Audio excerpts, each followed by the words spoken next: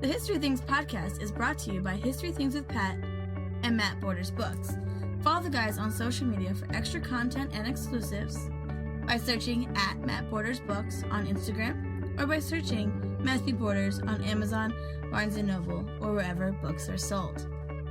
You can also follow on Facebook, Instagram, and YouTube by searching History Things with Pat. Have a question, comment, or compliment for the guys? Email them at historythingspodcast@gmail.com. Thanks for tuning in. Enjoy the show.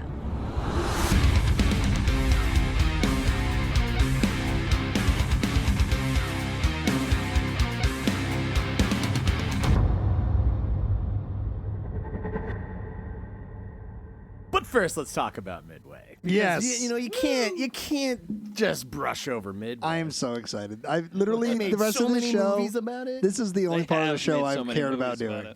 So, Midway, firstly, has been called the turning point of the Pacific War, and I'm going to contest that tonight. I would say it is Guadalcanal, but Midway is important still because, yes, June of 1942, we're in middle of the year.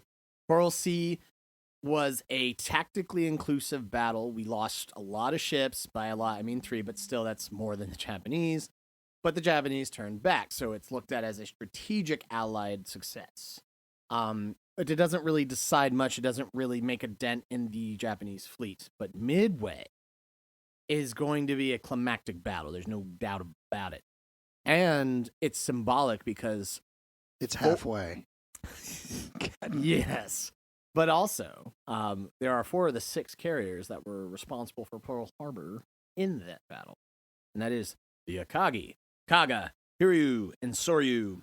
And these carriers are basically like the center of like the Kirubatai strike force. They are the heart and soul of the combined fleet. The carriers are essential. That's becoming very clear to both sides at this point.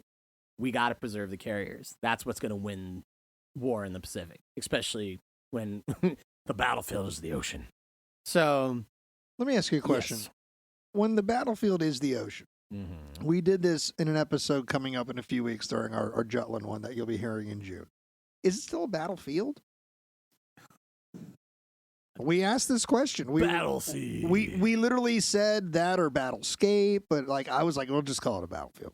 What is it, Avery? Is it a battlefield? Is it a battle ocean? I like Battle Ocean, to be honest. All right. But we have the or Battle Water. the idea of a 3D environment though too. I'm sorry, we got to market that. We got to make our own artisan water, like Fiji water, but Battle call it water. Battle Water, and just have like Water exclusively just from literally Midway have Island. like we got water from the middle of the ocean where all these naval battles occurred. It's mostly salt. It's gonna kill you, but man, I'm not we're gonna sell joking. So much of it. Parker and I were discussing, like, you know how some of our contemporaries out there have like products for every shtick they ever come up with on their show. Yes, Like, we indeed. don't have any merchandise for the History Things podcast. Like, we haven't even done stickers yet. And we were like, what if we did a few like novelty shirts? Because we've turned a few people into some jokes, right? Yeah. You know, a few things that would be, merit having a shirt. But what if we had Battle Water shirts? God. I Like, love we that. just advertise And bottle. just have Navy. Or we get a bunch of custom stickers for bottles of water, and just like, exclusively Let's do on it. the show, we just drink Battle Let's do Water. it. Yeah, I like Battle Water. Why am I always so energized on this show? Battle Water? Battle Water. Drinking I've had pure 6 salt Battle water. Waters. Yeah, I'm Pure- drinking pure salt We're water. talking about Midway. This water's from Midway. I am hallucinating so hard right now. My body is shutting down. It's going to shock. Well, don't worry, we'll get to drinking salt water in a few on this show. Yes. But yeah, no, so I guess in all seriousness, the battlefield yes. is not really a field. It's No. an ocean. But it is, let's call it this. Of lies. It is an area, Just kidding. combat area. That's a good one. It's the combat area for sure. It's Did we just accidentally come up with something that's actually good? Well, it's a 360-degree environment now because we've got the surface above the surface and below now. So Yeah. it's taking in everything. Yeah, there's submarines in play. You got air power above, and then you can't really retreat right away. You can't just leave the battlefield. Yeah, Japan's out there playing checkers, and we're playing 3D chess. Yes, indeed. But yes, again, thanks to Station Hypo cracking the code, not only did we know about the Port Moresby offensive that resulted in the Battle of Coral Sea, but we also knew about the Midway offensive, and Nagumo.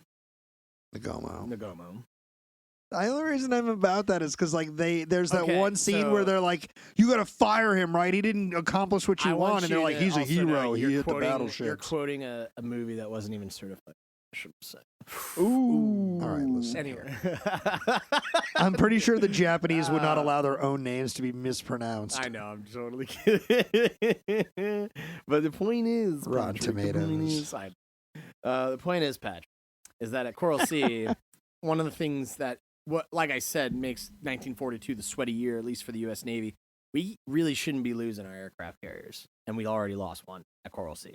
Yeah. Lady Lex, Your girl. my Lady Lex, is on the bottom of the ocean On at the this bottom. point. And the Hornet, the Yorktown, sorry, everybody, USS Yorktown got a big old hole punched in her flight deck.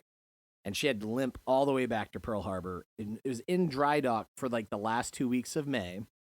And literally gets repaired and patched up just in time for the fleet to ship out for the Midway offensive. Right. So already, and here's the thing, the repairs are not quite done all over the ship. Shocking. It's a ricky-ticky-tacky. Dude, I've been to Like, to all her the way out replacement. there. Yeah. Her replacement is anchored down in Charleston because when they lose her, as we'll get to in a minute, they don't really like that, so they rebuild her right away. They just build like a bunch of them. Right, like carbon copy clones of ships we lose. We're just Lady like Lex right will be now. back. Right. She's just not as big of a girl. But as I've been she to the is. one anchored in Charleston, and they talk about how sort of they just were like duct tape and glue that. Get it back out on the dude from Flex Seal was like, we need more of that over here. We're going to Midway. Yeah, pretty much. Flex Seal would have been really the boat he useful. cuts in half in the commercial is the Yorktown. Most people don't realize that. But yeah, a lot of the U.S. carrier force that's going to Midway is going to be centered around the USS Enterprise and the Hornet, but the Yorktown also manages to add more oomph to this strike force by adding another set of planes. But then Halsey, poor guy, is going to come down with a case of general dermatitis. In the weeks leading up to the battle, he gets this nasty rash all over his body. Wouldn't it be Admiral dermatitis since he's in the Navy? God bless it. Ooh, Avery was just ambushed by that dad joke. Yeah, you were. Dead so we. Avery's going to the bottom now. Dad joke sound. Yeah. Sunk. Got them both. Got everybody. Yeah. Matt was also Got hit. him. USS Matt is gone. Yeah. Yes, but yes, Admiral Halsey. He's also just exhausted. You know, he's been running nonstop. So is that how what gives him the rash? I think it's like exposure to, like, I think the salt in the air. Like, I was literally about to ask, is it like but too it's much also, salt? It's also, I think, like a disorder, not a disorder. We're trying to get away from using that word. It's an ailment that his family, it's like a genetic thing that he had to deal with, but it's inflamed because he's been at sea for so long. Right. He's been running nonstop since, remember, the Marshall Islands raid. So he's exhausted. The dude's like, I'm tired. Yeah, I got this rash. and then now I feel like crap, and but I don't want to like give up my spot. But you know, dude, you gotta take care of yourself. So they being Nimitz, Admiral Nimitz, is gonna put him on bed rest, and they give him a room at I believe, if I have it, I don't have the name of the hospital, but he could see his fleet leaving Pearl Harbor from his window. Ew. Ouch. So it's just kind of like have fun, guys. And his replacement's going to be good old Ray Spruance. And Ray Spruance is in stark contrast to Halsey. While he's not as boisterous and flamboyant, he is a lot more subtle, subdued, but he's still brilliant. He's a brilliant naval tactician and strategist. And what I'm saying is he's a good pick for a replacement. So he's actually going to take over the fleet, and he's going to lead them to Midway. So are we talking like Drew Bledsoe, great quarterback, goes down with, let's say, general dermatitis rash? Sure. And then coming off the bench, Tom Brady? Maybe. I mean, there's some people out there who are big Halsey lovers who would have smacked saying that. But I'm there's asking you. but I'm there's not also- stating I'm- that. I'm I'm saying, asking. yeah, no, it's fair. That is a fair assessment. These are both very talented. Because Drew Bledsoe, Oh, yeah, no. great quarterback. No, yeah. Spruance and Halsey are both very capable. All They right. really are, but Spruance is just a different... And he's a nobody. He hasn't done anything at this point in the war yet, so everyone's like, okay, whatever. But Spruance takes leadership, and he actually has a message to his sailors and airmen before Midway. He says, an attack for the purpose of capturing Midway is expected. The attacking force may be composed of all combatant types, including 4 or 5 carriers, plus transports and train vessels. If the presence of Task Force 16 and 17 remains unknown to the enemy, their task force, we should be able to make surprise flank attacks on the enemy carriers from a position northeast of Midway. Further operations will be based on the result of these attacks, damage inflicted by Midway forces, and information of enemy movements. And Yamamoto, on the other side of things, is currently in the midst of 2 naval operations during this offensive. So not only is he sending Nagomo's fleet towards Midway, but he's also sending a portion of the combined fleet up to the Aleutian Islands because Japanese High Command has said, hey, go up there and grab those American You're going to take them islands. That's how Japanese people talk. Well, that's an authentic Japanese accent. They're like, go take them islands. Don't take them their islands. But, they're from the Japanese part of Texas. I can't say. Don't say it. Japabama. Jesus. And I'll see you in hell. Anyway, no, but so there was a more like psychological strategy to taking the Aleutians. Other than that, there is nothing strategically valuable about taking these islands. It's just you're extending your force if you're the Japanese Navy. And now, you know, Yamamoto's going into this offensive with like a limited force. Dude, the Aleutian Islands campaign is one of my favorite stupid little nuggets when stupid people are like, America's never been invaded. I'm like, American soil was captured. But here's the thing. Technically, you're wrong. And here's the thing, though, on the other side of that, is it really America? No, I know. That's why I kind of hit and hawed and said technically. How about this? It's North America. That's North America. But that's why I said technically. You know, like. So before we get into the details of Midway, Yes, with the Aleutian Islands, don't the Japanese get up there, take several islands, and be like, Kiska and Attu. well, this sucks. Yeah. Oh, yeah. They're instantly miserable because it's cold. Yeah. It's freaking cold. Even in the summer, it's freezing Right. there because you're in the Bering Sea. And It's freaking Alaska. it's Alaska. And like Alaska. And they were hoping to maybe use it to bomb Anchorage or something, but there's just like it's so cold up there they can barely get planes off the ground. Right. Like they're 6 not, people living in Anchorage at that like, time? Japanese air power are not built to sustain these colder temperatures, and so there's freezing on the gears, and they're just not adapted for the campaign yet. So really, it's only for psychological purposes. The Japanese Navy's going up there. They're like, well, we got a foothold, and they dig in. They fortify. They want to try to turn it into a base, but events are going to take place elsewhere. That's going to divert a lot of Japanese military power, so they kind of almost forget about it. They almost forget about the forces they have up in the Aleutian. But nevertheless, Their dudes just having snowball fights. They're like, the war ended 30 years ago. They're like, oh, okay. yeah. So for the most part, I have on my notes, I have like a whole timeline. And to be fair, if you've ever listened to Battles and Banter's Midway episode, I use that same timeline. We go through it. But nevertheless, you know, at first, Japanese forces launch attacks against Midway itself, against the island. There are Marine garrisons there. There's also Army, Air Force assets. So there's like a lot for the United States. There's joint operations across the board. Got Marine, Army, and Naval air power all concentrating on the same area here. So there will be B-17s, B-25s involved.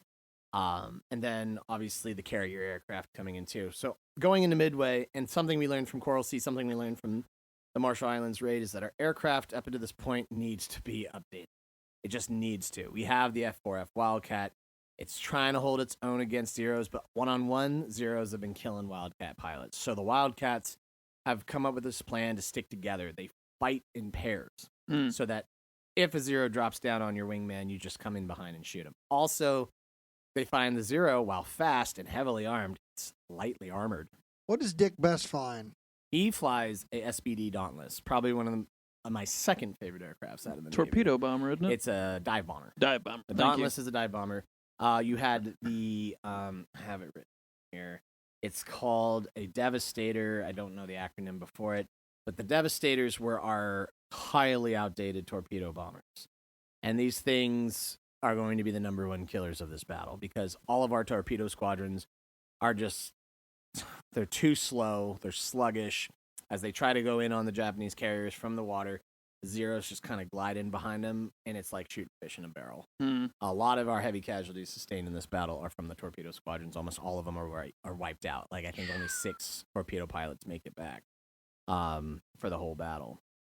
And so it's rough. It is a lot of it's heavy casualties for both sides because meanwhile we're taking out their aircraft too. I mean, and the Dauntlesses are doing work on the carriers. The first one to get hit, I guess we can go into that, is going to be the God darn. I want to say the Kaga first to go down. And then the Akagi's hit. And the Akagi, they have the bomb penetrate their flight deck. It ignites the fuel dumps on the lower decks where all the planes are sitting. And you have this massive fire. And that's one thing I do like that Midway included was showing the destruction and the situation inside the carriers. It's not like these get hit and then instantly sink. They're on fire for hours. Dude, the sinking of the Akagi is such a crazy part of that movie. Like, I am equally glad they showed that. The amount of heat coming off that ship had to be insane. Literally, Ian W. Toll goes into grave detail talking about how support struts, elevators, ladders, stairwells are melting because of the heat. And then once the bombs go off. Listen, you can't talk about metal melting from heat on this show. I know. But anyway, the Akagi blew up. Yeah. Yeah. And so he's getting rocked by explosions at this point. Oh, it was who is on, what is it, Nagomo? Somebody is on the Akagi, right? Don't they? Yeah, he has to evacuate. That's when he like orders the ship abandoned and then stays on it? So he survives. He does not die in this. Oh. Nagomo survives Midway. I thought he went down with the ship. Mm-mm. He is on the Akagi though. When he is on it, but he evacuates. He orders its evacuation. Yeah, and it will later be torpedoed by Japanese destroyers, scuttled. Oh. So it continues to burn for days. And this is all happening, mind you, I forgot the dates. It's between June 4th and June 7th of 1942. 42. Yeah, from that time, it's a multiple day battle. And that's another thing that people don't always remember about Midway is that, this is day in and day out of planes coming in on ships and just murking stuff. We're getting hit, but overall, during the initial battle, most of our ships survive. A lot of them are heavily damaged, including the Enterprise and the Hornet. But, the ship. I think Yorktown is lost in this battle, isn't it? It is, but after the fighting's pretty much over, the Yorktown gets so heavily damaged that its rudder jams and it lists to port.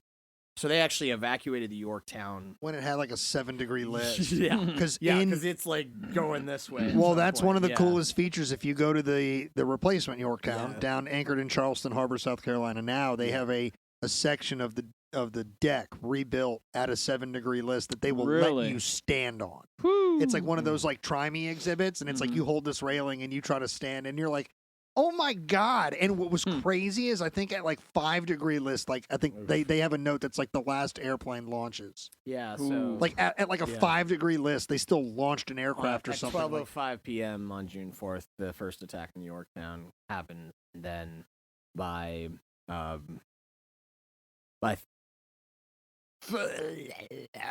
wow. Oh God, 3:00 is when the Yorktown is abandoned.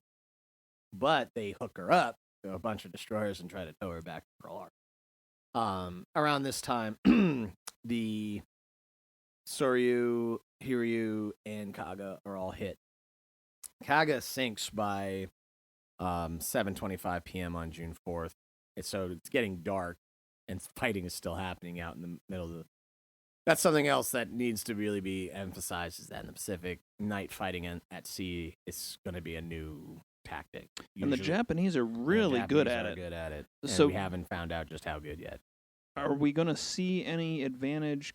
Because you emphasized that it is a multi-day fight at Midway. Do we see the Japanese taking advantage of their abilities? Not yet. Not as Interesting. much. No, there's most of the fighting, according to the timeline, is wrapped up around like 8 p.m. at most on June 4th. And then the days after, sporadic patrols and fighting. Both the Akagi and Hiryu are going to be scuttled on June 5th. The Akagi at 5 p.m., the Hiryu at 9 p.m. And that pretty much ends the battle. The Japanese fleet starts going away. However, Japanese submarines cover their rear, and that's when they sight the Yorktown getting towed back to Pearl Harbor on the 7th. And at 7 o'clock on the 7th, the Yorktown is hit, and she starts taking on water. She's not going anywhere. So it's United States forces who decide, got to scuttle her. We can't take her. She's not going to make it.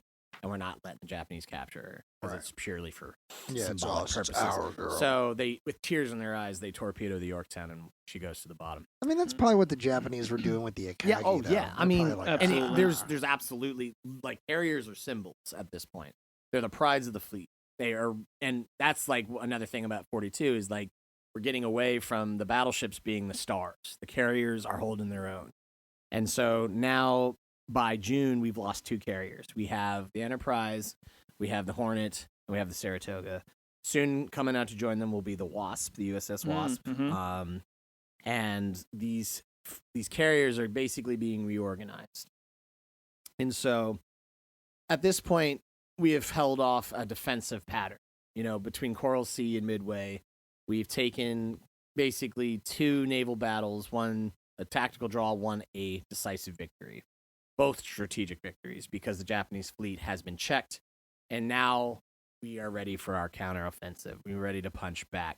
And that becomes a big question because by the summer of 1942, we still are having these debates of Europe first, or are we going to try in the Pacific? And as far as anyone was concerned, ground campaigns would be limited in the Pacific until we at least got a foothold on Central Europe. And they had been planning a mainland invasion of France, of Europe, you know, as early as 1942. He had the Dieppe raid, which just was a test to see if they could do it. Miserably failed. Right. And so at that point, the Americans were like, yeah, no. Like, we're not doing that. We're not in yet. Not yet. And plus, you know, as you can see from the map, Japan is still right on Australia's doorstep. And Australia is even, like, sitting in on these Allied meetings and going, you gonna just leave us hanging down here? Down here, mate? Yeah, you know, we have to check the Japanese advance from Rabaul. Rabaul is a port in New Britain between New Guinea and the Solomon Islands, and it is one of the largest Japanese naval bases in the South Pacific by the summer of 42. So that becomes the target. If we can take Rabaul, or at least push the Japanese out of Rabaul, then we can at least set the stage for a counterstrike, or at least a counteroffensive over multiple islands. But we have to check the Japanese advances through the South Pacific first. So one of our maps here, we're going to go to the third one. All right, Instagram, go to your third map. And that's go to your third slide. Yep. And that is going to be the... Upside down in my pack. Oh, I'm sorry. No. Yeah, it is. It's upside down in Matt's packet, too. Is no, it? It's not. No, it's not. No. This?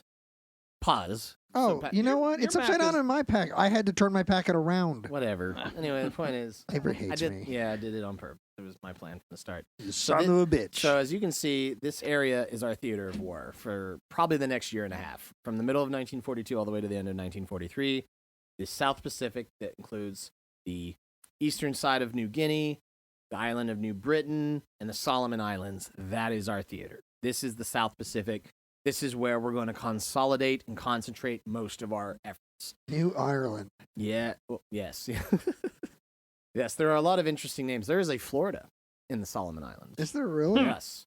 Just north of Guadalcanal, there's Florida Island. I wonder if the people there are just as interesting as the people in our Florida. I think they're probably... Do you think they have their own Florida man or Florida woman? There's a possibility. I don't know. I've never been. Have you ever typed that into Google for your birthday and just see what the newspaper headline is? I should, but I don't want to. That's fair. Yeah, Fair. I don't want to see what I find. But anyway, so this is where we enter the Guadalcanal campaign. And like I said, I would argue this is the turning point of the Pacific War.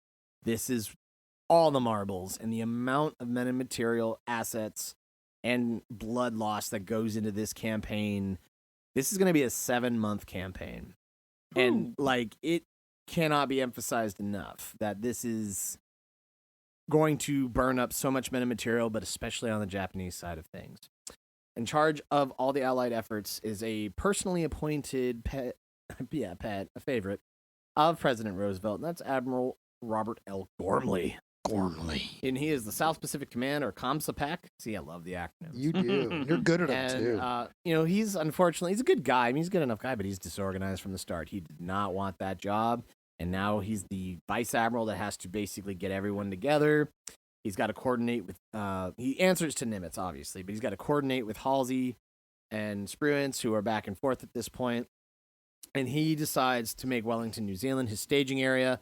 And they select Guadalcanal as that target because Guadalcanal came into factor during the Coral Sea. And Guadalcanal will be that primary target. If we can establish, we can take an airfield on Guadalcanal that we can deny the Japanese another base that they can hit Australia from, as well as then we can get a foothold in the islands where we can hit Rabaul. So we want to target Rabaul by air by taking an airfield on Guadalcanal. That is the whole reason we want to take that island, because that airfield is so large. And so the 1st Marine Division, under Major General Alexander A. Vandergriff, is going to make its first appearance. They're going to come out. Nice. It's going to be mostly the 1st and 5th Marine Regiment. The 7th Marine Regiment is still being organized back in the States at this point. They will join later. And there's already, by this point, a lot of consternation in the Allied High Command, especially on the U.S. side of things, about whether or not it's crucial to launch the first counteroffensive thrust in the South Pacific, or should we still focus on that Europe first strategy? Hap Arnold, the head of the United States Army Air Force, is adamant that he will not be sending any B-17s or heavy bombers to the Pacific. He just thinks it's a waste. Well, MacArthur sits in on these conferences, and he's like, listen, I'm as much a fan of the Army Air Force as you are, Hap, and I side with you, but we're going to need heavy bombers here. Like this he was probably a lot more mean about it. He was probably a lot more mean. Plus, his guys are mostly holding on to New Guinea. And even though they've been holding their own, it's been very dire. They've been losing ground. They've been getting pushed back. They're also suffering from jungle warfare, which is going to include disease. It's going to include inclement weather. Also, the Japanese are much more adept at fighting in jungles than we are at this point. So we're still learning.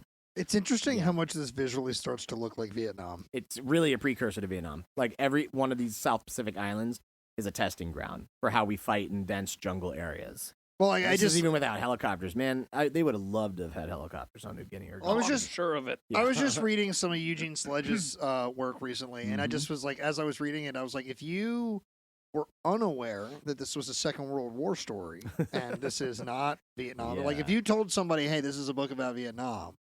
Like, there are parts of that book that you would never know differently. Yeah. Like the way they describe the jungle itself, the way they describe the movements of the Japanese soldiers is very much like the VC at times. It's like, it's crazy how we're not even there yet, but like the story is so eerily the same. And another reason we're going to target Guadalcanal, as you see from the map, so everything to my left is New Guinea. If we put forces on Guadalcanal, we at least take pressure off New Guinea, because now Japanese forces are going to have to come from Rabaul to meet this new threat. Excuse me. And the Japanese are going to underestimate the amount of troops we're putting in onto Guadalcanal. And that begins on August 7th, 1942. 1st Marine Division, 11,000 men strong, begin landing on Guadalcanal proper. That's the 1st and 5th Marine Regiments, along with elements of what will be the 11th Marines, which is an artillery regiment. They're going to seize the airfield without a fight, really. There's going to be sporadic shooting, but other than that, these guys just kind of wade ashore. They start drinking coconuts. They start digging in, and they're like, this is awesome. It's a very anticlimactic beach landing. Very anticlimactic. Now, that's interesting. They take the field, and they rename it Henderson Field after Major Lofton Henderson. He was a Marine Corps, I believe, torpedo pilot who died at Midway, so they name it in his army. He was the first Marine Corps airman to die during that battle. So while the landing on initially Guadalcanal is easier, if we can all look at our map, you see there's another circle north of Guadalcanal around Florida, and that's because there was landings on the supporting islands of Tulagai, Gavutu, and Tanambongo. And there was much different experiences on those islands because the Japanese garrisons fight like demons, and the Marine Raiders, that's the 1st and I believe 2nd Marine Raider battalions. These are much more elite Marine units. They have actually the first coral camo that you see so distinctively later on in the war from the Marine Corps. And they are just, they're basically wiping out these garrisons at the cost of about 248 casualties. And they secure this by August 9th. So they are doing work on these islands, and they're basically on their own. They're not even going to be able to get over to Guadalcanal until troop transports pick them up and send them back. And that's going to be a severe problem because on August 8, 1942, You have the Battle of Savo Island. This is a battle that occurs at night. So between the night, in the night of 8th to the 9th, Allied landing fleet under British Rear Admiral Victor Cruchley was surprised at night by a task force from Japanese 8th Fleet out of Rabaul under the command of Vice Admiral Junichi Mikawa. In that battle, 4 Allied ships were sunk in one of the worst naval defeats for the Allied powers during the Pacific War. In doing so, Admiral Richmond Kelly Turner, who was in charge of the American Amphibious Landing Forces, as well as Admiral Jack Fletcher, who is the Vice Admiral of the South, I think Task Force 17, which is the main carrier group in the South Pacific Theater. He pulls out. Fletcher's like, okay, listen, if Mikawa's coming, I don't want to jeopardize the carriers. Remember, carriers are coveted. We can't risk them unnecessarily, especially during night battles. So he pulls out. He leaves. And when he pulls out, Richmond Turner says, yo, we can't do landings, and we can't have the support fleet without carriers covering us. So he pulls out. And if you're a Marine on the morning of August 9th, you're going to go down to the beach at Guadalcanal, and you're going to see nobody out in the water. Uh-oh. There are accounts of these Marines watching this battle at night. They thought they were winning. They're like, oh, we're really giving it to the jacks out there. Quote, that's a quote. Don't say point is, I'm surprised. Look, we are about 2.5 hours into this recording, and that's the first time. The only time I'm going to say it. One of us has said that. Because Marines are so woke. Anyway, but these 11,000 Marines now find themselves marooned on this island. They have everything they have with them, which is enough rations to last maybe about 6 weeks. They have whatever ammunition they have with them. The artillery pieces are limited. But the saving grace is we have the airfield. We have Henderson Field in our objectives. And by mid-August, the first F-4F Wildcats start to land. And it should be noted that the code name for Guadalcanal was Cactus, so they form the Cactus Air Force, which will be critical in this campaign. Without the Cactus Air Force, there's no way we would have won this battle. Henderson Field is the key. The Japanese know it, and that's why they're going to literally send heaven and hell to try to take back Guadalcanal. So, what we have now is the first land action on Guadalcanal that's pretty significant, and that is going to be, if we want to flip again, I have a blown-up version of the Guadalcanal beachhead. Are we going to slide number 4, map number 4? Yes, so as you see... Our Instagram people go to map number 4. You have area on the map. As you can see, you have the beachhead. And what I want us to point out is you have Tasafranga Point to the... directions, that's important. To the west is Tasafranga. To the east is Taivu.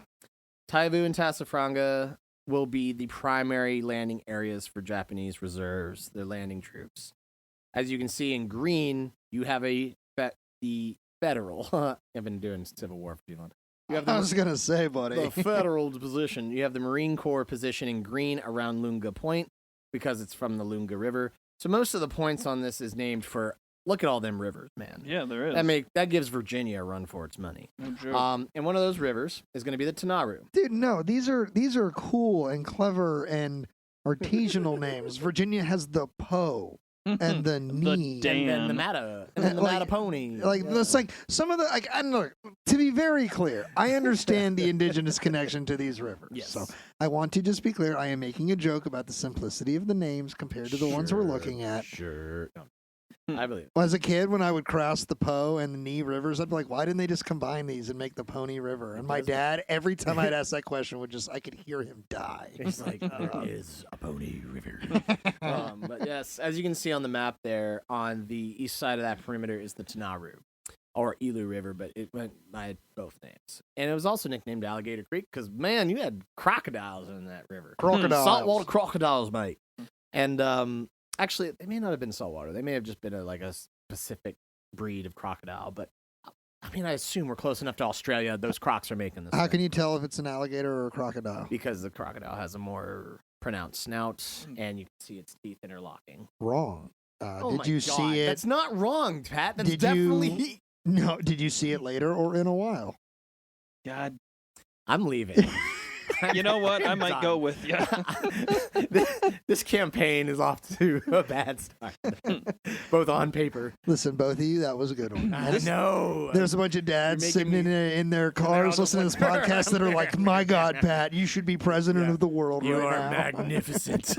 You magnificent bastard. You magnificent Listen, dad squads, I do that for you. Real Yes, quick, though, yes, with the Matt. Guadalcanal map, Mhm. this is super helpful. I didn't realize Henderson Field was almost... It's super small. Yeah, well, it's compared to the super map. small, absolutely. But I didn't realize that it was kind of in the middle of the action area. For some reason, I thought it was down on the southern end of the island. And just from a tactical standpoint, look how risky it is that you have a river going through your perimeter. Yeah. So if one thing happens on one side, you better hope that you have ways to get across that river, the Lunga River, which it's a significant body of water, just like the Tanaru and Alligator Creek. But what was interesting about this is that the 1st Marine Regiment is going to be pushing that direction, and they're going right up to the beach. So their their left flank extends onto the beach and then extends into the jungle.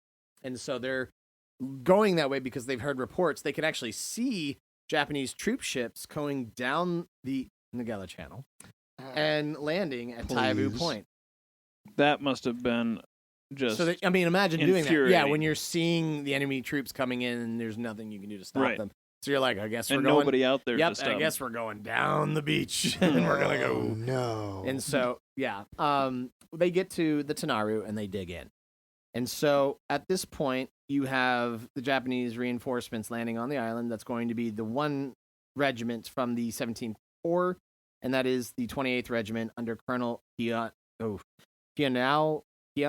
No, that's my first hiccup. Kionao Ichiki. Let's just say Colonel Ichiki. So he has 917 men. That's not a lot, is it? It's because Japanese troops, or Japanese high command, underestimates enemy troop numbers. They said max there's maybe 5,000 Americans on the entire island. There was 11,000 troops, 11,000 Marines. Yeah. Between 2 regiments and a couple of support battalions. Chesty Puller is coming back from the dead to beat your ass. Well, for Chesty calling them Puller's not troops. even on the island yet, okay? Yeah, but it doesn't matter. You called Marines troops. They are troops. I'm yeah, sorry. but Marines, like Marines you're are soldiers. Marines. They're also armed soldiers, so that sucks. All right, well, that's Anyway. Avery Lentz. He doesn't speak for the History of this podcast. Marines, please do not come to the War Department studio Sorry, and beat my family ass. is Army strong. Sorry. Anyway, Shove your crayons with Avery, not with me. But anyway, with that in mind, Vandergrift's going to order that 1st Marine Regiment to shift their positions to that west bank, and they're going to lay basically I got that wrong. They're east of Henderson Field, so basically that's east, that's west. No, that was right. I said that right. You did. Okay, good. Yeah. Okay, so they're going to see a sandbar basically offering a foothold across the Tanaru. So out on the beach, there's this one strip of sand. That's the only physical foothold, and it's a bottleneck. So that's where they're like, put all our machine guns there. At that point, they're also coordinating with local forces on the island. So I don't know much about the Solomon tribes. There's a lot of different indigenous groups from different backgrounds on the island. But one of which is descended from that is a local guy named Jacob Vuza. And he's a member of the Anzac colonial forces. So he's a military man. He's a guide. He's basically lived in the jungle for years. Man's like... He's like, I know what I'm doing here, mate. He's like a Robinson Crusoe kind of guy. He's like, you're really going to need to listen to me. These isn't dingoes out there eating babies. No, it's hardcore Japanese soldiers who are literally veterans of like Manchuria and Guam and a lot of other campaigns. They're hardened. Marines have yet to meet Japanese troops. Like the 1st Marine Division, at least, has yet to meet these troops in battle. So... You'll learn. They're going to learn. So Vuza is actually carrying information between the lines, and on the night of August 21st, he will be captured by Japanese troops from Ichiki's regiment. They tie him up, beat him brutally, and even cut him a bit with their swords, but he refuses to talk. I mean, they literally tortured this guy tied to a tree, and he's like, I don't know anything. I see nothing, know nothing. He's like, I wore no shoes in the Yep. jungle. You got nothing. And at this point, U.S. artillery starts to disperse the Japanese patrol. And in that moment, he slips free of his restraints, hightails it through the jungle, makes it all the way to the Tanaru into the Marine Corps lines, and is like, y'all, you got a big assault coming your way. And I just think that's the most badass thing of this whole story. Jacob Vuza, you are a goat. I mean, that's what I'm saying. You are a freaking badass. And for his actions, not only is the U.S. going to give him a Silver Star, but he will be knighted by the British and named a member of the Order of the British Empire, which is Wow.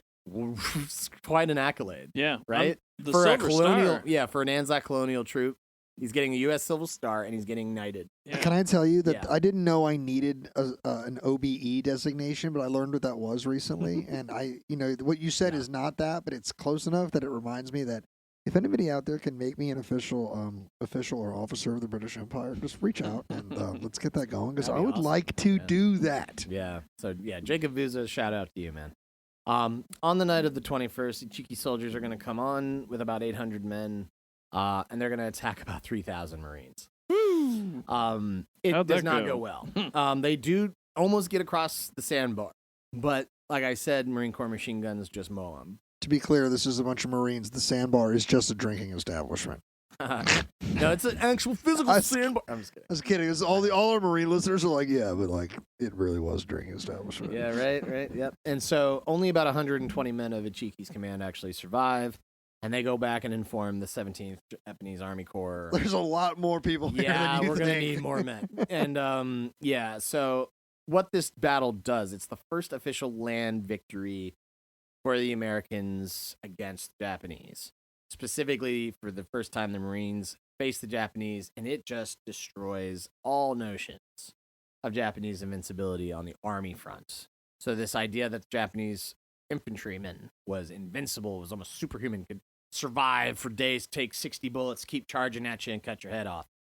No, they realize they're just human like the rest of them. I mean, you had men literally on top of each other, just piles of bodies on the beach at the Tanaru. All wars share that trait. Your enemy is this invincible, merciless, Until the first battle. immortal savage until you actually just see them die. Mm-hmm. Or there's something that you're just going to mow right through Yeah. until the first battle. Right. That's right. Like Jubal Early's boys thought they were going to roll through Lew Wallace, and they were like, damn. Whoops, that's actually harder than we thought. You guys are both like, please, let's not talk about that here. Unofficially, we have to talk about that It's all all the good. time. It's all good. Notice I said unofficially, Matt. I know. HR got nothing. They got nothing. Got nothing. This is every. I know. It's all good. So fast forward a little bit to August 24th and 25th. We're going to have another naval battle. So there are 6 naval battles during the Guadalcanal campaign. We Damn. talked about Savo Island. Right.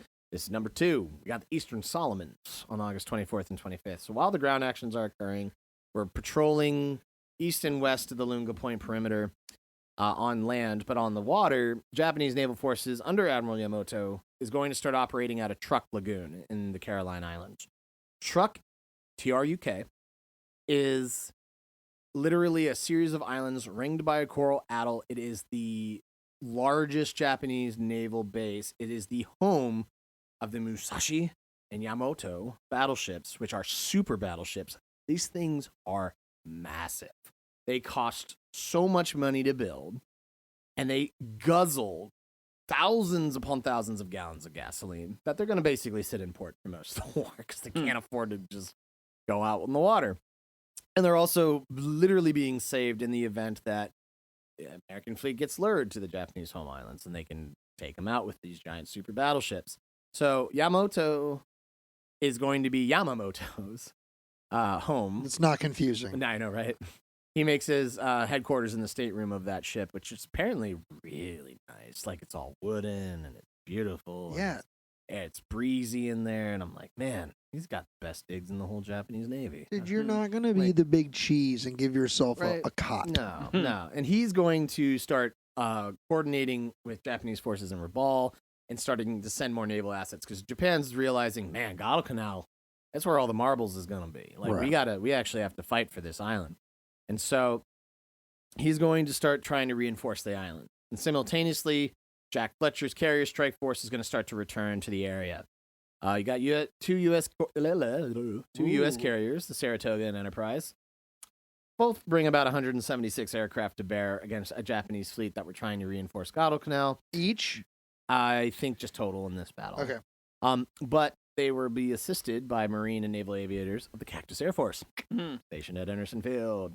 And so, with that in mind, Japanese are going to be ambushed in the Eastern Solomons. They're going to lose a bait carrier, Ryujo, which I don't know what a bait carrier is. Obviously, it's not a large fleet carrier. It's a smaller version. I think it's a support carrier. It's like a bait carrier. They literally told you it's full of night crawlers. I knew it. I knew it was going to come. I was thinking maybe it is to bait a opposing fleet into engaging it so the rest of the fleet can jump on it. Nah, I mean, that was my first thought of it. It's apparently not. It's got a specific role. And like in America, we had the Jeep carriers, Right. which were smaller than the fleet carriers. And they usually were part of the landing forces. So I'm assuming the Ryujo is part of the Japanese transports sending reinforcements to Guadalcanal. Double check me on that. I could be wrong. I don't believe they would just sacrifice a ship, as bait.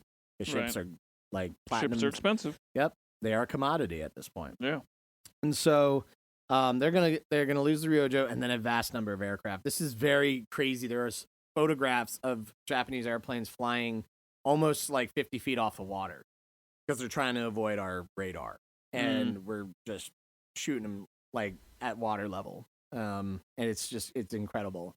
But nevertheless, even though the Japanese had more ships, they're going to withdraw due to the sinking of this one carrier. And that's going to hand the Americans another naval victory. So Eastern Solomons is our second naval victory behind Midway, and technically Coral Sea. But it's like clear-cut, decisively, Eastern Solomons is going to show the Japanese that they cannot easily reinforce Guadalcanal. So things are going to heat up from here. Dude, this ship, the Ryujo, was built directly down to the specs to skirt the rules of that Washington Naval Treaty of 1922. Yeah. So they built this thing smaller, a little bit less steel. I mean, it's like a diet aircraft carrier. And that's why it probably got sunk, because, annihilate it. funny. Back on land around this time, it's now September. Marines have been marooned on the island, still no transports for months now, but they're getting resupplied by air coming into Henderson. Not a lot, but enough to at least give them ammo, give them food, but it's still not a lot of, it's mostly like fighters and bombers landing at Henderson, not transport planes. So they're basically reduced to eating whatever rations they can find. You got any grub today? No, more bullets. So much rice. They're eating more so bullets. much rice on Guadalcanal. It's not even funny. And Marines will become emaciated, malnourished, and yet they're still on the front lines, chugging away. And then we have the Battle of Edson's Ridge. So this is due to the Allied success in wresting air superiority from the Japanese during Eastern Solomons, with the addition of the Cactus Air Force. Japan knows they can't win by air. Now we got to win by land. We got to get more troops on the island, and they will land at Tasafranga. So instead of going to Taibu Point, they're going to go to Tasafranga Point or to Cape Esperance, specifically at Tanaro there. And so from that point, you're going to have the Tokyo Express, is what it will become known as. Basically, all the transport ships coming in at night, dropping troops, and getting out of Dodge before morning. Japanese 17th Army Corps is going to land the 35th Infantry Brigade under Major General Kiyotake Kawaguchi, who is going to have some 6,000 men landing at Tasafranga between August 28th and September 4th. General Kawaguchi is going to order his troops to destroy the Marines at their Lunga Point perimeter and retake Henderson Field. But before he can get there, he's going to run into the 1st Raider and 1st Parachute Battalions of the United States Marine Corps under Lieutenant Colonel Merritt A. Edson, stationed on a ridge to the east of Henderson Field. So they basically circle in around the point and find this ridgeline occupied by Marine paratroopers, of all things, and Marine Raiders. It's going to be a bloody fight. It's going to last 3 days on this ridgeline, and Edson's Raiders are going to hold their own. They're going to sustain 49 Marines killed and 204 wounded, while trading the Japanese forces for 700 to 850 killed. Jeez. And 500 wounded, which only further destroys that superhuman myth. So at this point, the Marines are realizing we're pretty good at killing Japanese. Maybe we're superhuman. Yeah, I know, like that's right? what. Yeah, I can already see it. Maybe it's us, dude.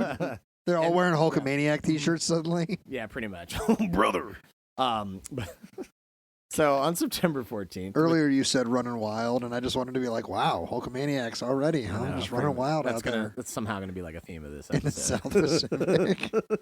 Come on, brother. Come on, brother. Dying. But I know you are. On September 14th, following this victory at Edson's Ridge, you get the 7th Marine Regiment landing there under the command of Chesty Puller. Chesty Puller, the greatest Marine that ever lived. And, yeah, the 7th Marines are going to basically see all the 1st and 5th Marine Regiment guys and be like, oh, man, we're in for it, aren't we? They're also They're like, yeah. yeah, welcome to hell. And they're also going to land more elements of the 11th Marine Regiment, which is artillery, which is going to include now 105 millimeter howitzers. Wow. So we got cannons now, man, in the front lines. And literally, when I say cannons, I mean howitzers are long range artillery. They angled the barrels down. Oh my goodness. So they're going to be and loading them with double canister. So if another Japanese attack happens, it's point blank, straight ahead with a 105. The concussion alone will kill you. It's going to kill. Oh my God, guys. We're talking meat grinders to the extreme. And at this point, we're starting to move into the fall of 42. We're going into mid-September. As all this is happening on Guadalcanal, we have midterm elections in 42. And shockingly enough, Roosevelt's a Democrat. Midterm elections go to the Republicans in the United States. So this is destroying this whole notion that it's a unified effort on the home front, that we're making a difference and we're all together in this, and there's not any bull crappery going on in D.C. Oh, no, it's still D.C. Because that's like on brand from normal Washington politics, is you lose the House at the midterms. There are still isolationist politicians that are like, oh, I don't like this war. I don't like how he's basically abusing his presidential powers to fight this war, not realizing the extreme circumstances of this conflict and what it requires. But this is still happening. Also around this time, Japanese American citizens are being rounded up and sent to internment camps out of fear of espionage and sabotage. And unfortunately, they're not just taking Japanese Americans, they're taking Chinese Americans, Korean Americans, Vietnamese Americans, anyone from the Far East descent that lives in America is losing their homes, losing their property, and being relocated to these camps. And that is something that I didn't put in my notes, but I needed to remember because that is happening at this time. And it is a darker side of our part in this war. Oh, I'm glad that you mentioned it.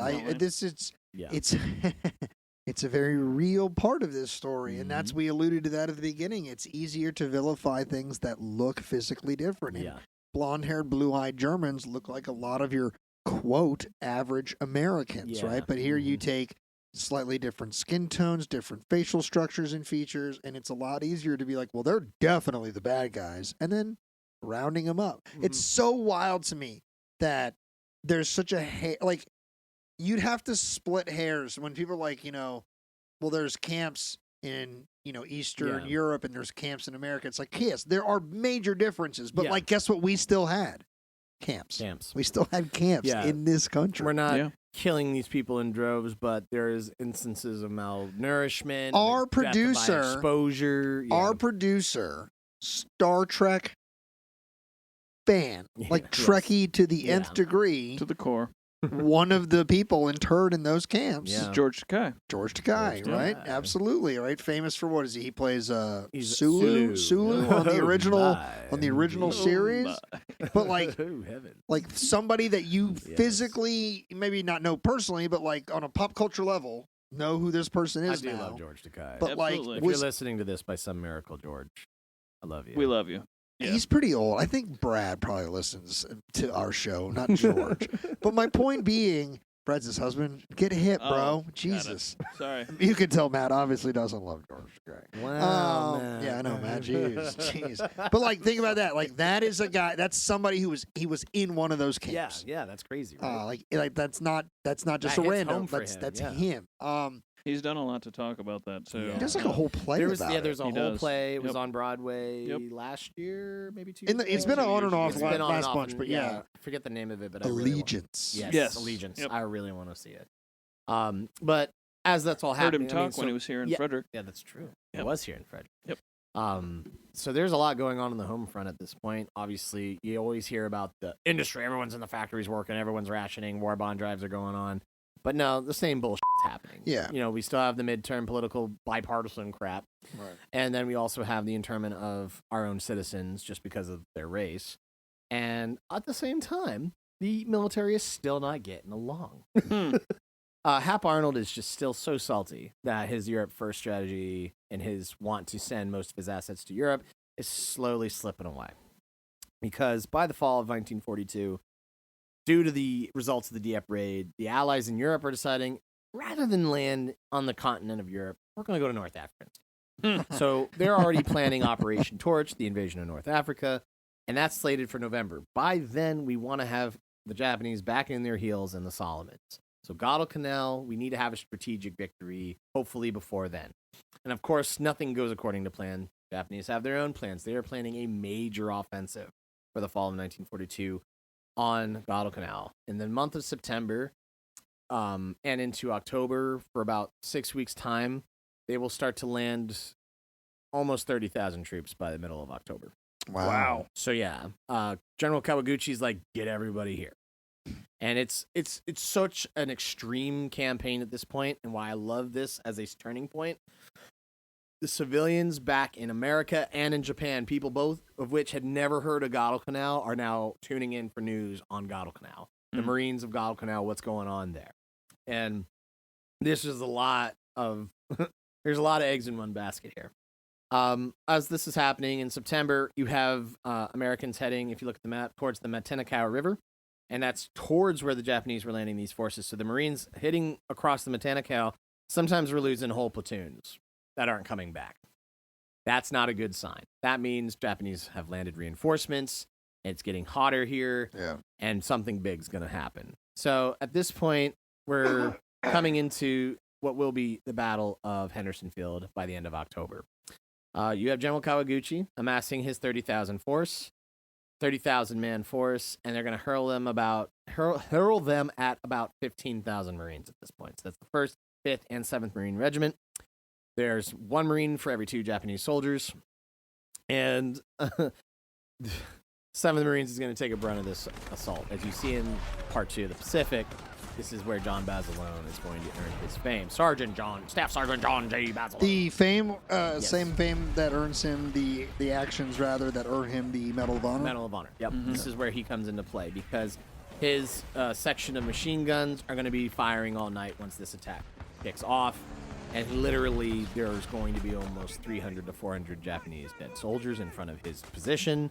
And that's just the machine gunners. As I already said, the 105s at this point are literally barrels angled straight ahead and loaded with double canister. So when I hear that, I'm like, as a Civil War historian, I'm like, if this was smoothbore Napoleons, this would be messing up these guys. Right.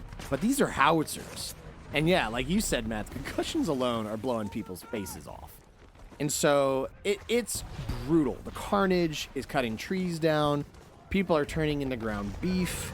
This is brutal. This is Pacific combat, and it's a taste of things to come. So, yes. The Marine you were mentioning... Basilone. Yes. I believe, if I'm not mistaken, he's the inspiration for the original G.I. Joe. Possibly. I think there's some truth to this. Or Audie Murphy. Audie Murphy, I thought too. But I think it's just because they're Medal of Honor. But I think it's both of them. Yeah, because they both have a kill count that's, like... ridiculous. Eyebrow raised. Yeah. Like, hey. I did a before I became a park ranger. I did a roof when I was doing roofs. I did a roof for a Marine veteran of Guadalcanal, and I got to talking with him. And this stays with him. And there's so many Marines that this is true for as well. But like he served in later battles, Tarawa, Okinawa, Iwo Jima, things like that. And this is the one that he's like, every day when I wake up.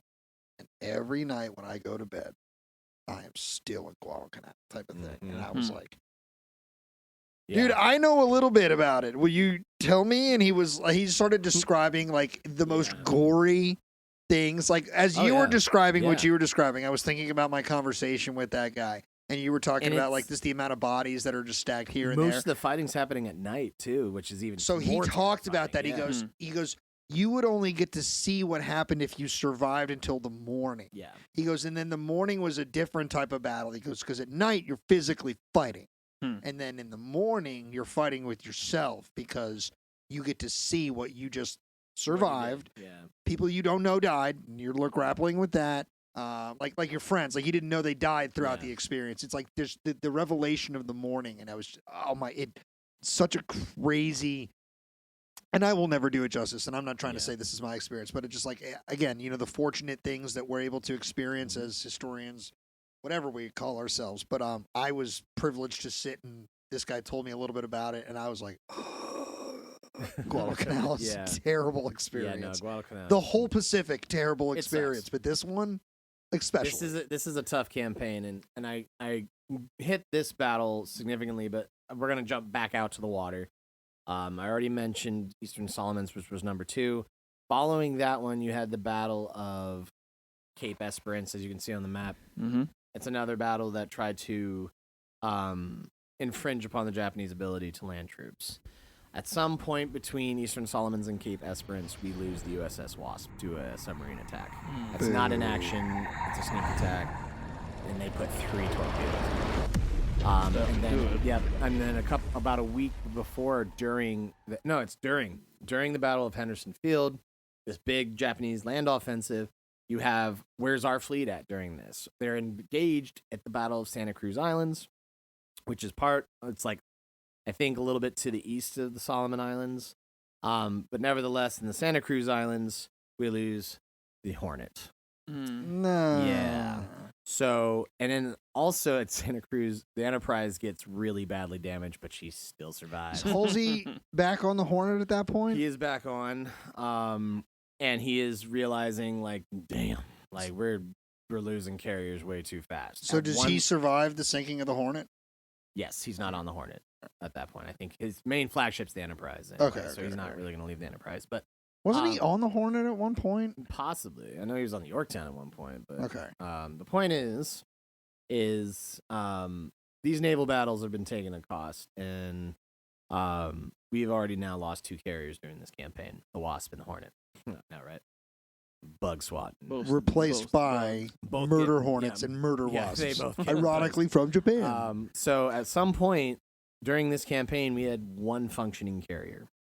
Enterprise. It's the Enterprise and the Saratoga, but they took turns. So while the Enterprise was getting repaired in port, I feel like you just okey-doked us. You're like 1, and we both said it, and you're like, it's actually 2, bitch, and they swapped. You did. Like, damn it. You didn't let me finish, Big Hoss. So the Enterprise is getting repaired in port, and as they're, as they're benched, the Saratoga is operating, and then they get heavily damaged in other actions around the.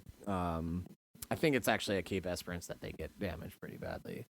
So when the Saratoga is off the bench, Enterprise comes back in. But still, at some point, we only have 1 carrier operating at one time. And that is why... We were still right, man. Good job. I didn't say you guys were wrong. Damn it, Pat. Anyway, the point is... Naval Battle of Guadalcanal, or as it's sometimes referred to as the 4th Battle of Savo Island, because it's the same area in front of Nagilla Channel, or... as it's nicknamed now, the Iron Bottom Sound. There you go. Because of the amount of iron that's on the bottom of that ocean. I would love to scuba dive just down on all those wrecks and Do you dive? instantly attacked by sharks. I used to. Did you really? Yeah, I didn't used know to that. have open water cert. That's cool. I need to get that renewed at some point, but it's a lot of money. But there's this major battle of Guadalcanal on the water, and it's called the Naval Battle of Guadalcanal. And what's interesting about it, it's the first battleship on battleship battle between American and Japanese forces. Hot. The 2 stars of this game, the MVPs, they have the most points scored. USS Washington and USS South Dakota do work. I mean, our battleships had been spanked at Pearl Harbor, utterly humiliated. This is the first time our battleships, at least these 2, are back in action, and they're slugging it with Japanese. I don't know that humiliated would be the right word, dude. They were just chilling. They were just like, imagine. They got caught with their pants down. Bro, not even. They got caught chilling in their own house with their pants down. It wasn't like they had their pants down out on the block. Listen. We're chilling in the harbor. It's like, imagine me chilling on my couch, no pants, whatever you want to do in your brain there. That's up to you. But imagine me chilling in my own house, taking a nap, you roll in, just punch me in the face. Oh, big humiliation of me, dude. You sucker punched me in my goddamn house. You don't know how many times I've thought about doing that. I do know. It's how many days have we known each other? That many days is how many times you thought about it. It's you that taps on the window at night, by the way. I know it's you. I just haven't told you yet. The Naval Battle of Guadalcanal is a U.S. victory. It was fought from November 12th to 15th, and it is kind of the beginning of the end of Japanese resistance on the island of Guadalcanal. At this point, after Henderson Field and the naval battle, the Japanese forces decide we're burning up so much. They've lost their superiority at this point. They're on the verge of losing naval superiority. Uh-oh. It's time to get out of Dodge and conserve forces and fall back to revolt. So now becomes the hard job of evacuating all Japanese troops from Guadalcanal. It is literally a Pacific Dunkirk on the Japanese side of things. They have to get all their troops off the island. This leads to the final naval battle of Guadalcanal, which They is got a fancy pier? No, they're not as cool as the British. Sorry, Japan. But Tasafranga is the final naval battle, and it is going to be where literally Japanese naval assets beat back American naval assets, so they can get as many troops out of there as possible, but they don't get everybody. And so the Japanese troops that are left behind, they are going to be so badly malnourished and diseased due to the lack of resupply that by the conditions they're being found in is nightmare fuel. They're finding guys literally that are turning inside out. What? Because of the lack of water, lack of nutrition. I mean, scurvy on steroids for the Japanese soldiers in the jungle. Listen, we don't joke about scurvy on this show. We talk about piracy for real. I'm not laughing, dude. Listen, matey, we don't be talking about we scurvy don't be talking about this as a joking matter on the show. Avery, you pointed out the number of rivers on Guadalcanal. Are those freshwater rivers or are they saltwater rivers? Most of them flow out to the ocean, so I'd say they're saltwater. Or at least briny. At least Wait, briny. yeah. They're like inlets, pretty much. Huh. But flowing out wouldn't. They flow off the mountain down into the ocean, and the ocean currents, when the tides come in. It's an inlet. It's like it's tidal. Yeah, but They're tidal river, like the Rappahannock's a tidal river. Listen. I just want to say for the record, we're not doing an episode of the Science Things podcast. Oh my right God! now. Okay, but look, my spidey sense is tingling a bit that I bet you they're more freshwater if you're considering the. I'm sure they are. I'm not saying they're not, Pat. I'm just saying they connect to the damn ocean. I'm getting and I don't know how much Guadalcanal was fought over, but in this main area of combat, those waters are going to be very briny, and it sits very well with briny. It sits very well for what Avery's saying about malnutrition. They can't find fresh water easily. And They dehydration. still have to boil that shit. Yeah. You know. Plus mosquitoes. That's what I was yeah, getting malaria's at. Malaria. Definitely killing so many people, or at least making your life miserable. They're all probably pooping a lot. Nasty disease. Dysentery is also rampant. Dudes Yeah. are in their pants. Yeah, they're just pooping. Pooping and hardcore. so, one thing that's happening in November is the 1st Marine Division is finally relieved. And they are going to be sent to Melbourne, Australia for rest and refit. And something that should be noted is that the population of Melbourne is overwhelmingly female at this time. Oh, they are into it when the Marines show up. Oh my God. And the Marines are into it. If National Lampoon ever made a World War II film, it would be about the Marines going to Melbourne after Guadalcanal, being like, "Oh, this is a target-rich environment, boys." They have a good time. They have a real good time. Seriously, though, but actually, like that is one of it's talked about on documentaries just how much there's a lot of Marine wives, a lot of Australian girlfriends a lot of Australian girls find themselves an American Marine, and in the case of R.V. Bergen, who's featured in the Pacific, he actually marries his Australian sweetheart. I was going to say, there's a lot of wives. She moves to Texas with him. Texas. I'm just like, well, I guess it's as close to the outback as we can get. This country.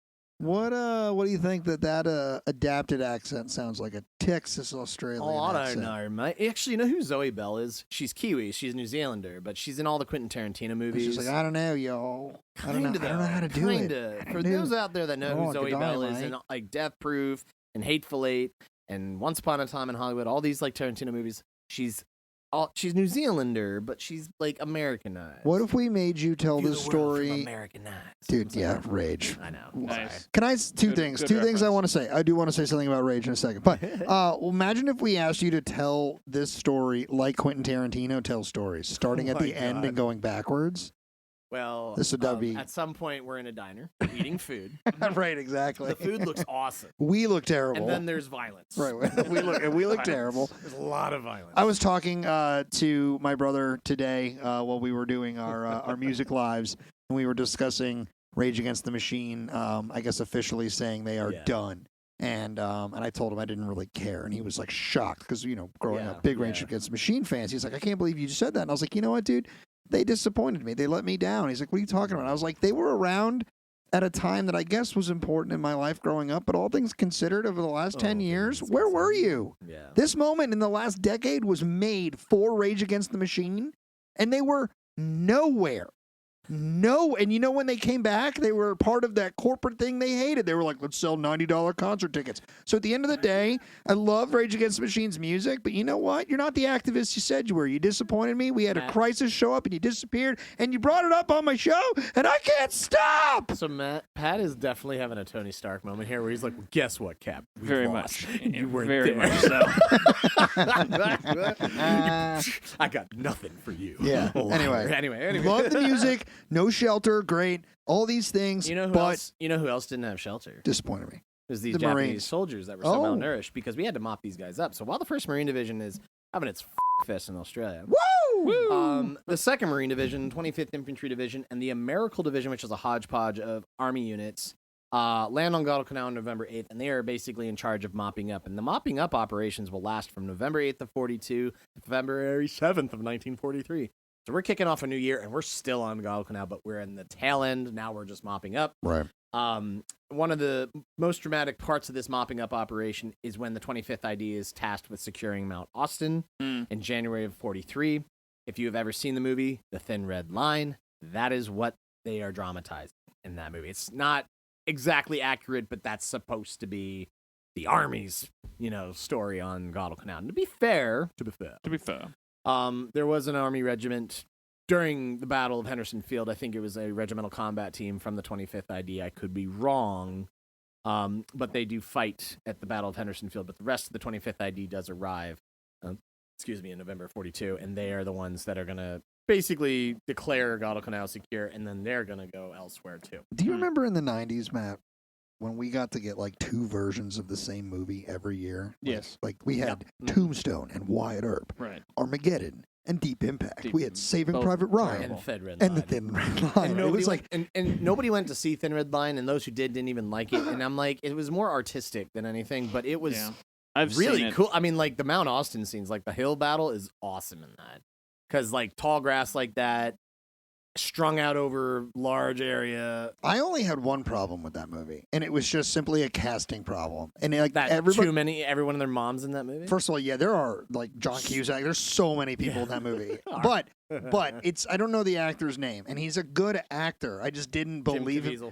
No, Jim Caviezel was fine in this movie too. The guy, so the only other movie I can call him out, and it's by his character name, is if you saw the Romeo and Juliet DiCaprio movie. The guy that plays Benvolio, there's a scene in Thin Red Line where he's like having like a freak out, and they keep showing him, and he's like wide-eyed, and he's like, oh, and it's like the most like, I don't believe you. I don't believe you're having this panic. You look like a cartoon in the middle of a war zone. I need to rewatch. I'll send you the clips tonight, and you'll be like, okay. But like, so for me, the movie, I mean, it wasn't as good as Saving Private Ryan, like as a cinematographic offering. Director Terrence Malick against director Steven Spielberg. Malick's more artistic. Spielberg's more, I'm gonna blow your faces off with this. Historically accurate. Yeah, with this. Look. I enjoyed them both in real time, but like, I definitely remember what you're saying. People did not like Thin Red Line when it came out, but I appreciate it a lot more now.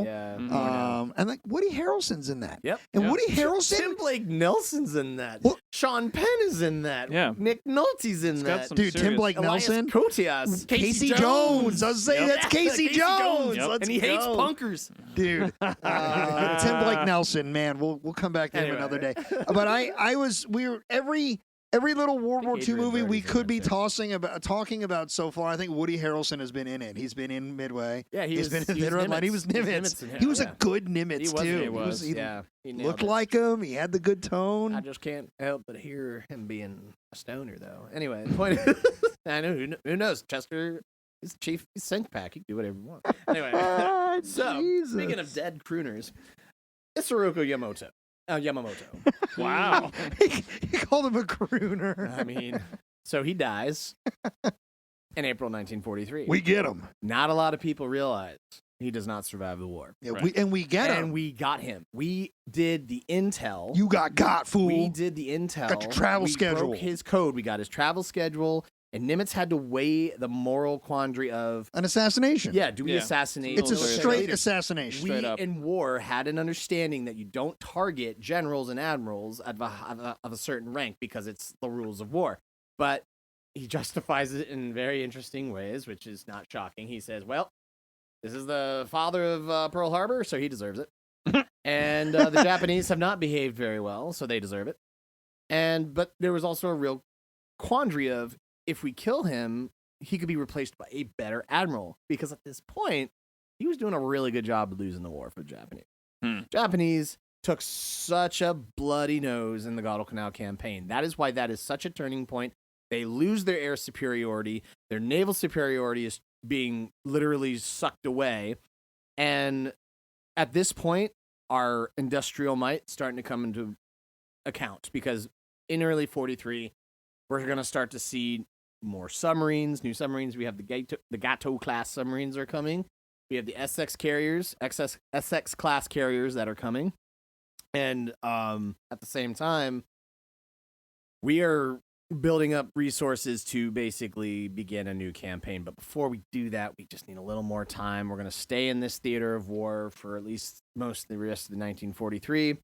But let's take them out, is what ultimately Nimitz decides. So they're going to assign this to Major John Mitchell, commanding the 339th Fighter Squadron. Hey, Matt, what planes were those?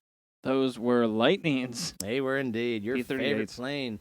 And they're going to intercept 2 G4M bombers with 6 Zero escorts. And way to run circles around Zeros. These Lightnings, Yeah, they do. P-38s shoot the bombers out from under the Zero escort. What? Both of them. Wow. One of the bombers lands in the water. Another lands in the jungle. That's Yamamoto bomber. So he's in a bomber. Yeah. Okay. So his plane crashes on the island of Bougainville, which is the largest and northernmost Solomon Islands. Does he die in the plane crash? His body was discovered in the wreckage, and his head and back were pierced by P-38 rounds. So that's a cannon. That's a cannon. Yeah. He was not in good shape, is what I'm saying. Dude, he didn't make it to the ground. He was dead. He was instantly. dead. His head was pierced by a His head exploded. Dude, yeah, dude. Before they even went down, he was dead. Someone sitting next to him was like, "Oh!" And so, like, that's like, "Oh shit!" yeah. Or I would do Japanese acting right now, but that's Please don't. That's in bad taste. Listen, they might be mad that I inferred midgets in subs earlier, right? Like you're gonna It's get what them. they called the submarines. Okay? They're not mad at you. They're gonna be mad at me, Avery. Well, that's your fault. They're always Patrick. mad at me, but now I might have given them something God. real. Before I was obnoxious. Now Does I might it be. ever get better? Now I might be insensitive. This is my show. I know. Fair enough. So, This is our with the death show. of Yamamoto, his replacement will be a guy by the name of Kenichi Wow. Kaga. God. Pat. Sorry. Yamamoto's dead. He got schwacked by P-38 right in the he dome piece, sure did. and then got replaced by a guy named Kenichi Natwa. No, Kaga. I think it's Kaga. Kaga. I'm just trying to fact check that because I don't know why I didn't write it down. But anyway, with that in mind, 1943 is going to be primarily an air campaign year for us. Oh, because U.S. interesting. Army Air Support is coming in. We have, I believe, it's the 10th Air Force. And it's the 5th Air Force. It's maybe the 5th Air Force in the South Pacific and the 10th Air Force in Burma, or vice versa. But both the 5th and 10th Air Forces are in the Pacific Theater. So this is at a point where, firstly, we're going to continue up the Solomon Islands. However, we got to liberate Attu Island first. And so this is your favorite campaign, Pat, because the 7th Infantry Division, 30,000 strong, is going to land at Attu in May 11th, 1943. So about a month after we get Yamamoto. 7th ID secures the only spit of North American continent that the Japanese occupied. And it's a 2-week battle, and it's rough, but it's a lesson learning situation because the 7th ID, the Army troops there, they don't really dig in or suspect the Japanese Banzai charge to be as destructive because these guys had not fought on Guadalcanal. Right. So they don't know how bad it could be.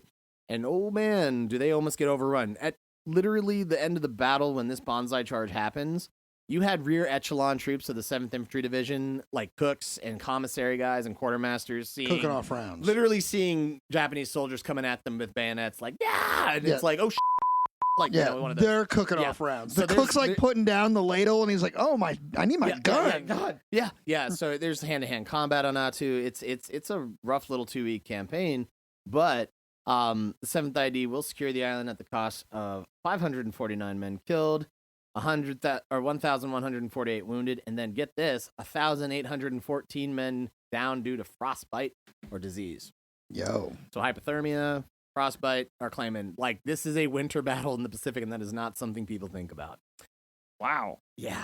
Huh. So, and that's May. That's spring of, going into summer, and it's, stay the hell out of Alaska. My toes are cold. Yeah, I know. And so these guys are going to get a nice little treat. They're going to be sent to the South Pacific after. Yay! And they're going to have a nice warm-up after that. Yeah, warm up. Back in the South Pacific, we're going to continue our way up the island chain in the South Pacific Theater. So we go back to our map.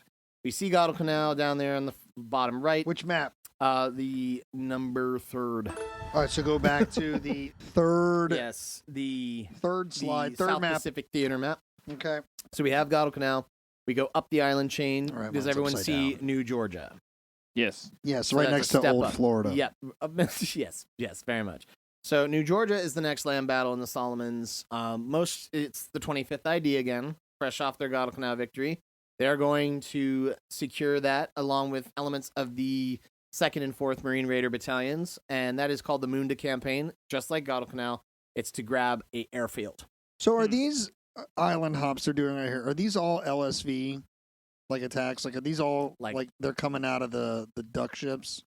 Like, how are they? So they're usually using Higgins boats at this point. Okay. We haven't really used Amtracs yet. And the Army is still going to use Higgins boats all the way through the war. Okay. The Marines are going to get all the Amtracs, or the LVTs as they're called, landing vehicles. Maybe I had this. The point is wrong. Whatever. No, you were right.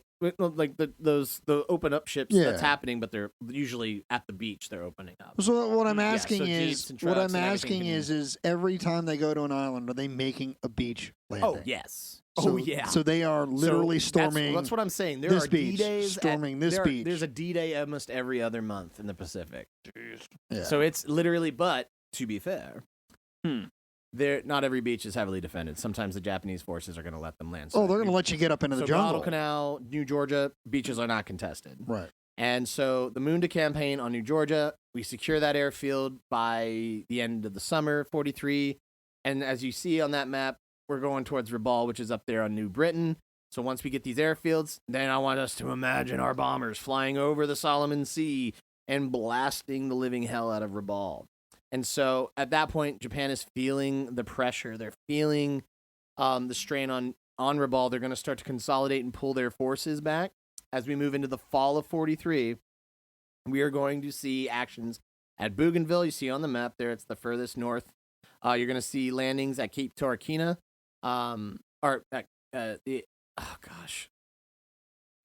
Empress Augustus Bay and Cape Torquina is on Bougainville. That's where the 3rd Marine Division will land on November 1st. And then on December 26th, literally day after Christmas, the 1st Marine Division, fresh off its fest in Melbourne, is going to... And they spent a whole year there, by the way. It was a year of that. They're getting down. They had to leave their Australian sweethearts behind and go land at New Britain. They're going to land at Cape Gloucester. They're going to be there till roughly May of 44. Quick cut in for Cape Gloucester. You know who's there? Ed Burrs. That's right. That is where Ed gets the basically late emeritus of the National Park Service. That's right. Emeritus historian of the National Park Service, possibly one of the greatest interpretive historians there's ever been for the American Civil War. Ed Burrs is almost cut in half by a Japanese machine gun there. Yep. And it puts him out of the war, but he survives. Yes. Ed's hit? Ed is hit on Gloucester. Dude, so, obviously, R.I.P. Ed. Yes. Always knew that he is a Marine, but I didn't know Ed was hit. Oh yeah, no, badly. he saw action. Yeah. He saw the Oh, yeah? Yeah. Just strafed up real good, huh? Yeah, he's at Cape Gloucester, and he gets badly injured. So, Bougainville, Gloucester, New Britain, these are the actions in the winter of 43-44. But they are going to be overshadowed. Oh? Because in November, we have the start of our Central Pacific island hopping campaign. After a eventful year in 43 in our air campaign, making, advances on New Guinea, Admiralty Islands, New Bismarck, New Britain. We've had actions, but now we need another thrust. So if you go back to the first map, you see that there's another arrow pointing in the Central Pacific as opposed to the South Pacific, and it is going to be up there. where the other American flag is. Nimitz. And that is Nimitz's, this is where the theater gets kind of split up more. So Halsey is going to stay in the South Pacific, operating and coordinating with Douglas MacArthur. Halsey directly works with what they called MacArthur's Navy, which was the U.S. 7th Fleet. We're going to talk about them later on here. But Nimitz is going to basically put Spruance in command of the Central Fleet. So you got Spruance and Halsey, and they're going to take turns alternating eventually. But one of the key aspects of Spruance's fleet is going to be the fact that we have Richmond Kelly. He's going to be literally in charge of amphibious landings across the board for the Navy in terms of naval support ships, landing ships. And then you also have General Howland Mad Holland Smith, who is in charge of all the Marine Corps, the amphibious corps, pretty much. And he's the one who's saying, okay, if the Marines are going to be doing the brunt of the Central Pacific campaign, we need LVTs, which are the landing vehicles tracked, or Amtraks. They're basically tractors, reverse Higgins boats. The ramp's in the back, the front's a cockpit, and then it's also got, eventually we'll have mounted 30 cal or 50 caliber machine guns on top of it. And you're going to want to be in that over a Higgins boat because the door's on the back. The door's on the back. Door's on the drop, back. So, was the point of that boat to drive up further onto the beach? Yes. Also, it's supposed to get you over the reefs because, as we're going to find out in the Central Pacific, tidal changes can be a real son of a bitch. Because in November of 43, we have our first island hopping campaign at Tarawa. Tarawa Atoll in the Gilbert Islands is going to be a stepping off point towards basically taking out all the Japanese bases, naval bases in the Central Pacific. So we're targeting the Gilbert Islands. We're targeting the Marshall Islands. We're targeting eventually the Caroline Islands. But it starts off at Tarawa, November 20th, 1943. All right, go to your fifth slide on Instagram. Go to your fifth slide. So I provided the intelligence map of Betio Island. This is the actual map? Yep. So this is Betio Island, or Betio, whatever you want to call it, which is the biggest island in the Tarawa Atoll. Betio. And this is also near Macon Atoll. So Macon and Tarawa are our two objectives in the Gilberts in November of 43. The 2nd Marine Division is tasked with taking Tarawa, and they're going to basically consider this to be a cakewalk. They're going to look, man, it's a 3 square mile island. All we got to do is land troops. They're going to take it. Unfortunately for the Marines, there is about 5,000 defenders on the island. And of those 5,000, 2,000 of them are Korean enforced laborers.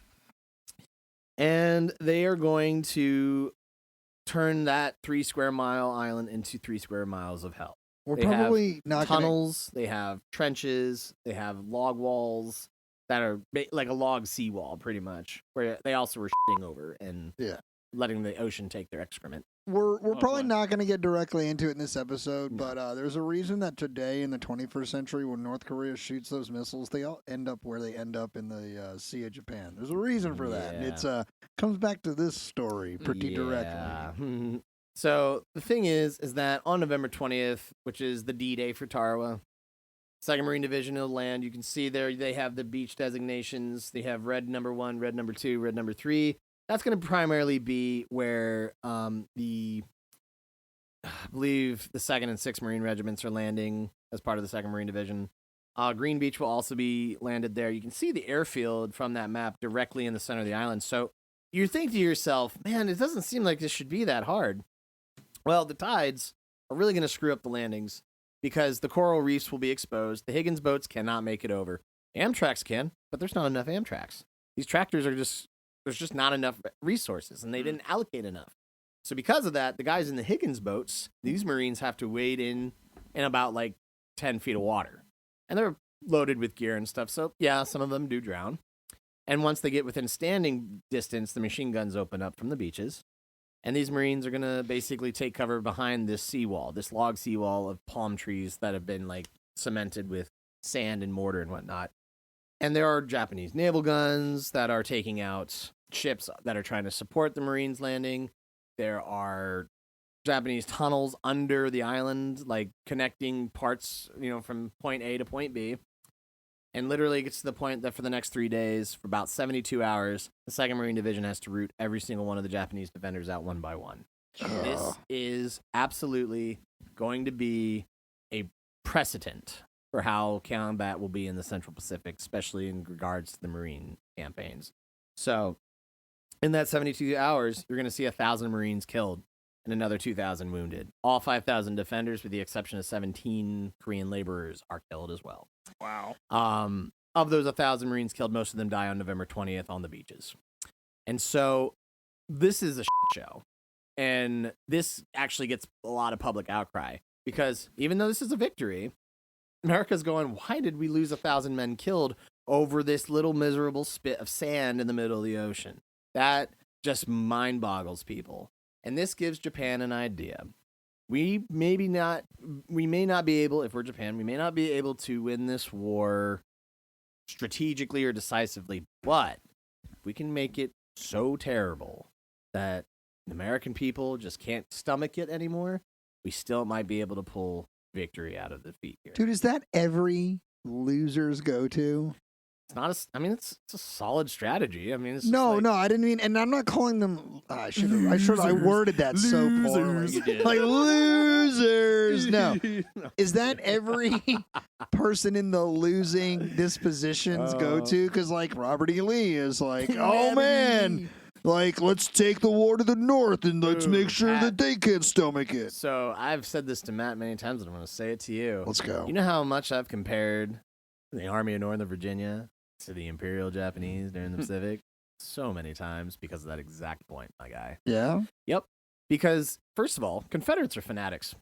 I'm going to say it. And just like the Japanese, they're willing to fight to the death for their cause. They were. And so, with that in mind, that attrition warfare, you got American forces getting bled, not always, finding, it's almost like Pyrrhic victories like Tarawa, but I mean, we win it and we get the airfield. But it's a lesson curve. It's a learning curve. I had a conversation at work this summer, Avery, Matt. This will be a derailing that's relevant to this conversation. Relevant derailings are good. I had a conversation at work with one of the more intellectually difficult people that I get to encounter on a daily basis, and we were talking about concepts of freedom and why we seem to do it so much better than everybody else, and freedom and patriotism, and like we're the best at that. And I was, since this is my show, since Matt claimed it as his show earlier, no, I'm just kidding. Since this is our show and I'm not on a clock, I can speak a little more plainly here. Like, I was getting super annoyed because I don't like. It doesn't matter how you feel about things in the modern political sense or whatever. I just don't like this American possessiveness over, like, patriotism. Like, we're the only people that understand what it means to, like, believe in the country you're born in, right? Exactly. Right. So I was listening to this conversation, and I was getting very annoyed, but remembering that I was on the clock, and so I had to stop this person and ask them. Because as Rangers, right, we ask questions. We don't just say this. We have to ask. So I said, well, how do you think Japanese citizenry viewed its patriotism in the 1940s? And this person was like, well, what do you mean? And I said, well, let me ask you a question. Do you think that in the 1940 World War II era America, as behind the war as we got eventually, do you think that every single man, woman, and child in this country was behind it and ready to go and be a part of it and potentially give their life to be a part of it? Do you think that's where we are now as a country? This person was like, well, what do you mean? And I said, every single person in Japan was ready to roll with this empire at a certain point during this war, like live and die with it. Yeah. You can't tell me that's like, it might be a different version of patriotism, but you can't tell me that like we're the only nation that understood it. The first thing I thought of was this like fanaticism of like, the rising sun empire at this moment in time. Like everybody was in. That's why like even when the war ends, right, I'm sure we'll talk about it, like guys are not surrendering for like 30 years. Oh yeah. Like dudes are standing there with bullhorns like, this is your commanding general. I'm old as crap. Please come out of the mountain. And they're like, nope. We surrendered 30 goddamn years ago. And we invented PlayStations. They're our bitch now. You can come down. They also invented anime and manga. We own them. We own them on a consumer level. They sure do. And they take my money. Anyway. But Yeah. But anyway, this conversation just reminded me. It's like this is. It might not be how we agree or look at patriotism, but this is an extreme patriotism at this time. One by one, man. God, that sucks. Pulling them out of the rat holes and everything on the island. Here's the thing: we do at least learn from Tara. Right. So now we're getting to probably my favorite year of the war. 1944. Yes. And this is a year that we are currently in the 80th anniversary of. That's right. Ooh. Yep. And, I know. I'm getting old. Anyway. Like you were there. I know, I was there. But if you look at the maps again, big, just kind of orient us where we're at. What map? Map 1? So let's go back to map 1 real quick just to, check out where we're at. So we see Tarawa. We're going to jump back to the Marshall Islands. Remember those guys? Yep. Back in 42, we made a little raid there. Well, now we're taking them back. Taking the germs. And so we get, what's the name of this operation? Operation Flintlock. So we are taking. Wow. Yes. The Atoll of Kwajalein. I know what those are. I know you do. I know what Flintlocks are. Yes, you sure do. So Kwajalein and Kwajalein. Don't take my man just because you can. Stop. I knew that was coming. God. So there are 2 atolls in the Marshall Islands that are our targets. It's Kwajalein Atoll and Eniwetok Atoll. So Kwajalein's between January 31st and February 3rd of 44.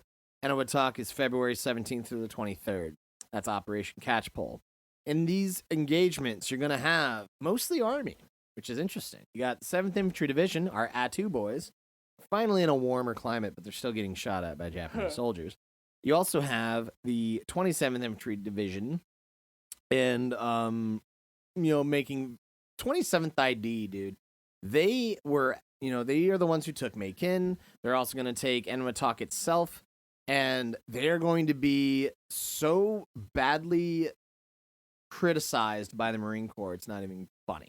To the point where General Ralph Smith, eventually the commander of this division, is going to be relieved by a Marine Corps general. Dude, that's because wherever the Marines are, nothing else happens other than what the Marines are doing. Case in point, Bella Wood. Yep. Bella Wood. And look, let's be real. Bella Wood is a Marine Day. Oh, yeah. But the Army does the heavy lifting there. 22nd Army does the commanding there. That's what but it's like, we don't talk about that. Nope. We just don't do it. It's the 2nd Infantry Division. But anyway, getting back to your point, though, Avery, what is the Marine Corps' issue with the division? So they're the Army? With the Army in a whole, the Marines believe the Army is sluggish and overly cautious, and they waste time. Okay. This is because during the capture of Macon, which really fell pretty quickly without a fight, the support ships out on the water there was a Japanese submarine attack, and the Marine Corps argued that had the Army captured Macon faster, these ships could have been spared from, ambush. And so the Marine Corps has just looks at the Army like, oh, you guys, whatever. But here's the thing, and I'm going to make this point later on. The Army has its way of doing things, and it works. It just does not work as fast as the Marine Corps wants it to. But nevertheless, well, then listen to the Marines. Well, here's the thing: 7th Infantry Division are the ones who capture Kwajalein. 4th Marine Division takes Roy and Namur Islands in the Kwajalein Atoll. Very similar results, but yeah, they use speed and and aggression to get into their targets as they are Marines. The problem with that is their casualties are always going to be higher. Mm-hmm. And so they don't have a regard for their own safety. I get it. You're a Marine. You're just a bulldog, and you just charge in there and you kick down doors. Yeah. But the Army is like, well, we can still do that. But we're also wanting to get home. So there's that kind of this push and pull between the coordinating of the Army and Marine units of what works better. Literally, from this part of the war, we have a quote that sums up the Marine mentality. You said the Army's like, we want to, we'll do that too, but we also want to go home. The Marines are like, meanwhile, come on, you sons of bitches. Do you want to live forever? Yeah. It's not from this war, but yes. Doesn't Chesty also say that in this campaign? Doesn't he draw on the dude from the 5th Marines at Bella Wood? So he might be. I don't know the guy at the 5th Marines at Bella Wood, but Chesty also says it. I'm pretty sure that's Chesty. Where Retreat Hell came from, but there's a lot of Marine quotes out of Bella Wood. Yes, there are. But so Chesty's with There's 1st no Marine more Division. Marines. He's not. 1st Marine Division is not in the Central Pacific yet. They are still recuperating from Cape Gloucester at this point. Either way, but my point is still the same. Marines don't give a shit about that. The Marines are just like, let's roll. Yeah, so the Marshall Islands overall are a success. They're a smashing success with lesser casualties than Tarawa. And it's because we learned the lessons. We have more Amtraks, we have better coordination of naval and air support, and we're learning what Japanese defense is to look for. So we're looking at trenches, we're looking at tunnels, we're looking at pillboxes, and how to best uproot them. And so there are different methods of tactically pacifying Japanese obstructions. And so these battles are very important, but what's happening at the same time is probably one of my favorite operations of the entire Pacific War. You have Operation Hailstone, which is the raid on Truk Atoll. That is the housing point, as I said, of the Yamato and the Musashi. They are not at port during this raid.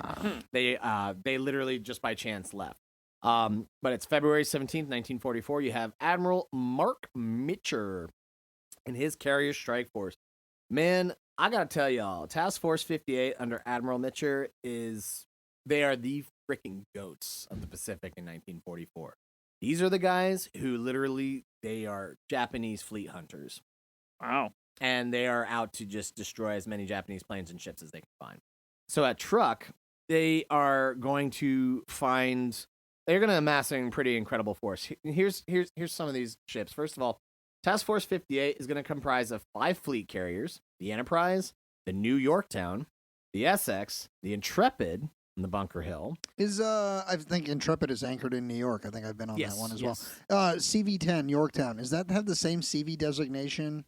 And the one in Charleston? I don't know. Do the OG and the replacement keep the same CV? Because I think they do. I don't have that answer, but I would assume so. I mean, or maybe they don't. They're just trying to if they're trying to resurrect the spirit of the ship, I would assume they put that on there, but I don't know. Don't quote me on that.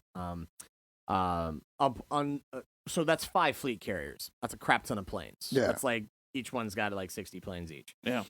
So on top of that, you got light carriers. 4 light carriers. You got the USS Bella Wood, Cabo, Monterey, and Cowpens. All 9 carriers had a total of 500 planes. Well, dude, I'm glad that Cowpens is involved in Operation Flintlock. Well, this is Hailstone, but they were also at Flintlock. You know what? I lost track of what operation. I'm sorry. I'm going by. This is Truk. I just lost track of where we're at. There's a lot happening here. I know, man. I know. There's a lot happening. We're in the Caroline Islands now. We're in the Carolinas? Caroline Islands. Like Caroline. I'm sorry. I don't know what that was. Caroline? Heads Caroline. Tails California. No? I hate that song. Anyway. All right. First of all, you're fired. Get out of here. Okay, fair enough. So Japanese losses in this raid were 2 light cruisers, 4 destroyers, 3 auxiliary cruisers, 6 auxiliary ships, 32 merchant ships, 250 plus planes destroyed, and 4,300 personnel killed. In contrast to American losses, 42 killed. Oh my God. 25 aircraft destroyed. No ship sunk. So this was a smashing success. I was joking. I wasn't that far off. And like many 10, he's like 40. Many people back home and in the Navy were calling this Pearl Harbor in reverse as the revenge for Pearl Harbor. The attack on Truk Lagoon and Operation Hailstone is so successful. And they said the only downside is we couldn't get the Musashi or the Yamato. Right. They escaped to fight another day. So this is already kicking off 1944. Off to a banger. And the next couple of months are preparations for, as we said it earlier, summer campaigns. As we know, D-Day is going down in the summer of 44 over in Europe. Well, in the Pacific, the equivalent, one of the largest operations yet in the Pacific, is being amassed, and that is the Mariana Islands campaign. As we look at our map, we see where the Marianas are. They're over there. That is Saipan, that's Guam, and Tinian. And these islands are literally going to give us a foothold or striking distance to hit the home island. I was going to say, Tinian becomes kind of important next year. A little bit. a little bit Just important. A little bit important. You know. So this campaign is going to be massive. Dude, how crazy is it that at the Mariana Islands, we, at this point in time, in history, we are not aware that there is a 7-mile trench in the ocean. Yeah, where megalodons like are swimming. That's true. And you're wearing a shark shirt. We can't, Avery. We can't always talk about sharks. Dude, but we're gonna talk about You sharks. got to talk about sharks. But we're gonna talk about sharks in this episode. Guess what? The Mariana Islands are sitting on the edge of the Philippine Sea, which is the most shark-infested body of water on this planet. Dude, we love sharks. So Really? yeah, Philippine Sea's got more species of sharks than.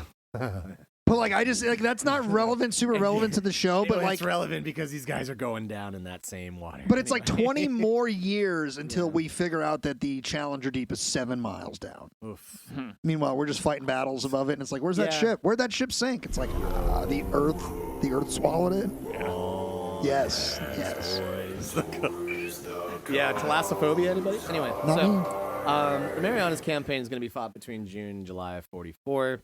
The first official island we're targeting is the island of Saipan. Gentlemen, I have a map of Saipan that got cut off, unfortunately. But map 6. We got the bulk. We got the bulk of it. And Slide 6 on Instagram. And this is the most colorful map I could find. This is a very colorful map. Yes. Good-looking map. So Saipan is a good-looking island from the map.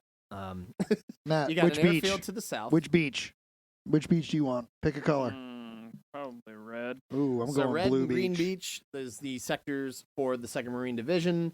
You have yellow and blue beach, which is the sector for the 4th Marine Division. And in reserve, you have the 27th Infantry Division.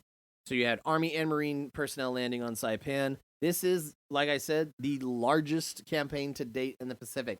74,000 troops and 600 ships make up the American fleet. Damn. All American. Before we get into this, who has the worst day on the beach? Matt in the red or me in the blue?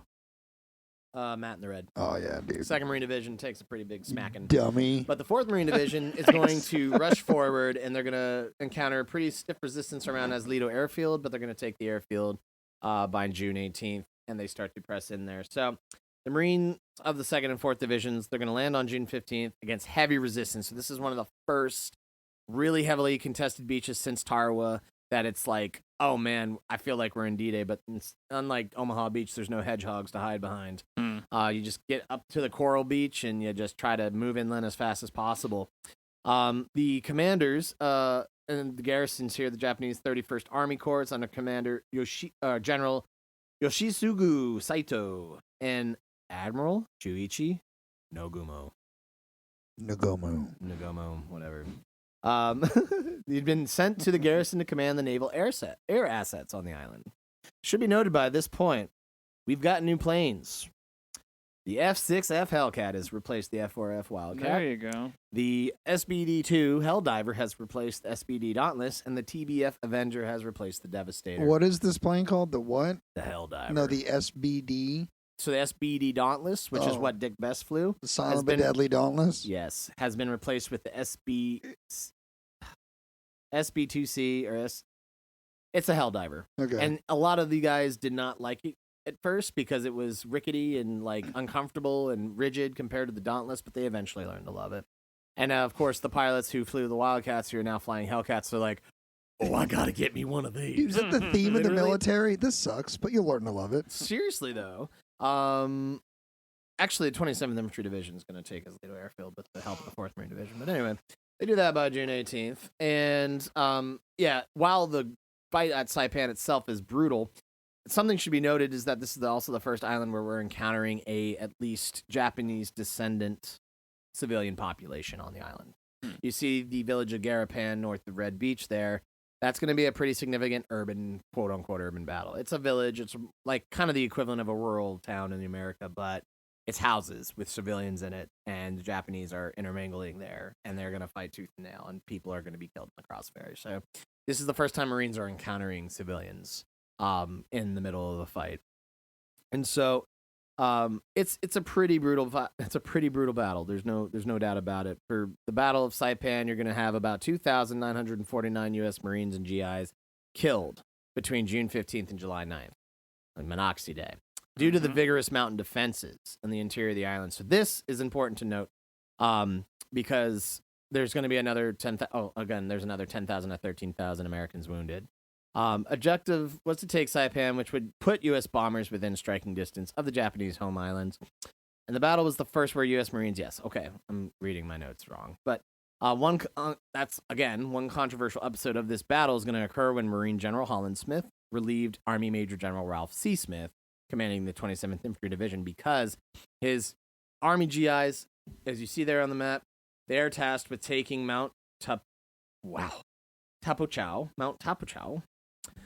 which created a bulge in the line because they got stuck, obviously, attacking. But Ralph Smith's tactics actually worked, where he would use one regiment to hold the attention of the Japanese in the front and the center, while the other regiments folded in on the flanks and flanked and captured Japanese objectives. But it took too long. So the Marines were not happy with their progress. However, it was working. While slow, it was also not as costly. Well, nevertheless, they're going to continue to drive up the island up to the northern tip of the island there by July 8th and secure it. Eventually, the island is secured. All the Japanese commanders commit suicide, including Nagomo. Seppuku. Yep. And approximately the 25,000 Japanese soldiers, there was roughly about 30,000 of them, or at least 27,000. I can't remember, but about 25,000 Japanese soldiers perished on Saipan, with only about 1,800 captured alive. Wow. So that's a lot of bodies. Yeah. And this is, once again, like Tarawa, we're fighting to the death, and we're making them pay for every bit of ground they take. That's their idea of making it so costly. Among the American casualties is none other than Private First Class Lee Marvin. Mm-hmm. Yes, Dirty Dozen Lee Marvin is a young buck on Saipan. He is in Company I, Item Company of the 24th Regiment, 4th Marine Division. Dude got shot by machine gun fire and then shot in the foot by a sniper as he was carried from the field. Well, first of all, that sucks. Then why does he have such a bone for the Big Red One? It's the Marine Corps sucks. No, I'm just kidding. I know. It's your Army Avery background. Lentz does I know. not. Army brat. Sorry. No, I don't know. I honestly don't know. But he was a Marine in Pacific. He's got a bone for the Big Red I One. He think made the more he movie. just He had, talked a lot about them. I don't know. Maybe he's just like an enthusiast. Like, All right. well, that's the thing. A lot of the guys in the Pacific didn't care what was going on in Europe. So maybe once he got out of Pacific and was like, oh, I wow. love that movie, by the way. Big Red One's great. I love Yeah. Lee Marvin movies. And I do like Dirty Dozen. They're as well. so over the top. The Dirty Dozen is a terrible movie, and I love it. I know. It's How bad, about but- Paint My Wagon? He's in that too. I don't think I've actually seen Paint My Wagon. It's a Western musical. I love Westerns, and even if they're not serious, like I'm going through the Lonesome Dove series right now, and it's so bad. I love it. So bad. I love it. I know. But anyway. Tim Blake Nelson in that too. Yes, he is. He sings. Cool water. I'm thinking Buster Scruggs. Anyway, what's happening at the same time as Saipan is another naval battle. And it's the first significant naval battle since the Guadalcanal campaign. And that is the Battle of the Philippine Sea, or as it's better known as the Great Marianas Turkey Shoot. Ooh. Fought between June 19th and 20th of 1944. They are going to have the Japanese fleet trying to resupply or ambush, resupply Saipan while also ambushing the American fleet off the coast of Saipan. Well, Mark Mitcher and Task Force 58 is ready.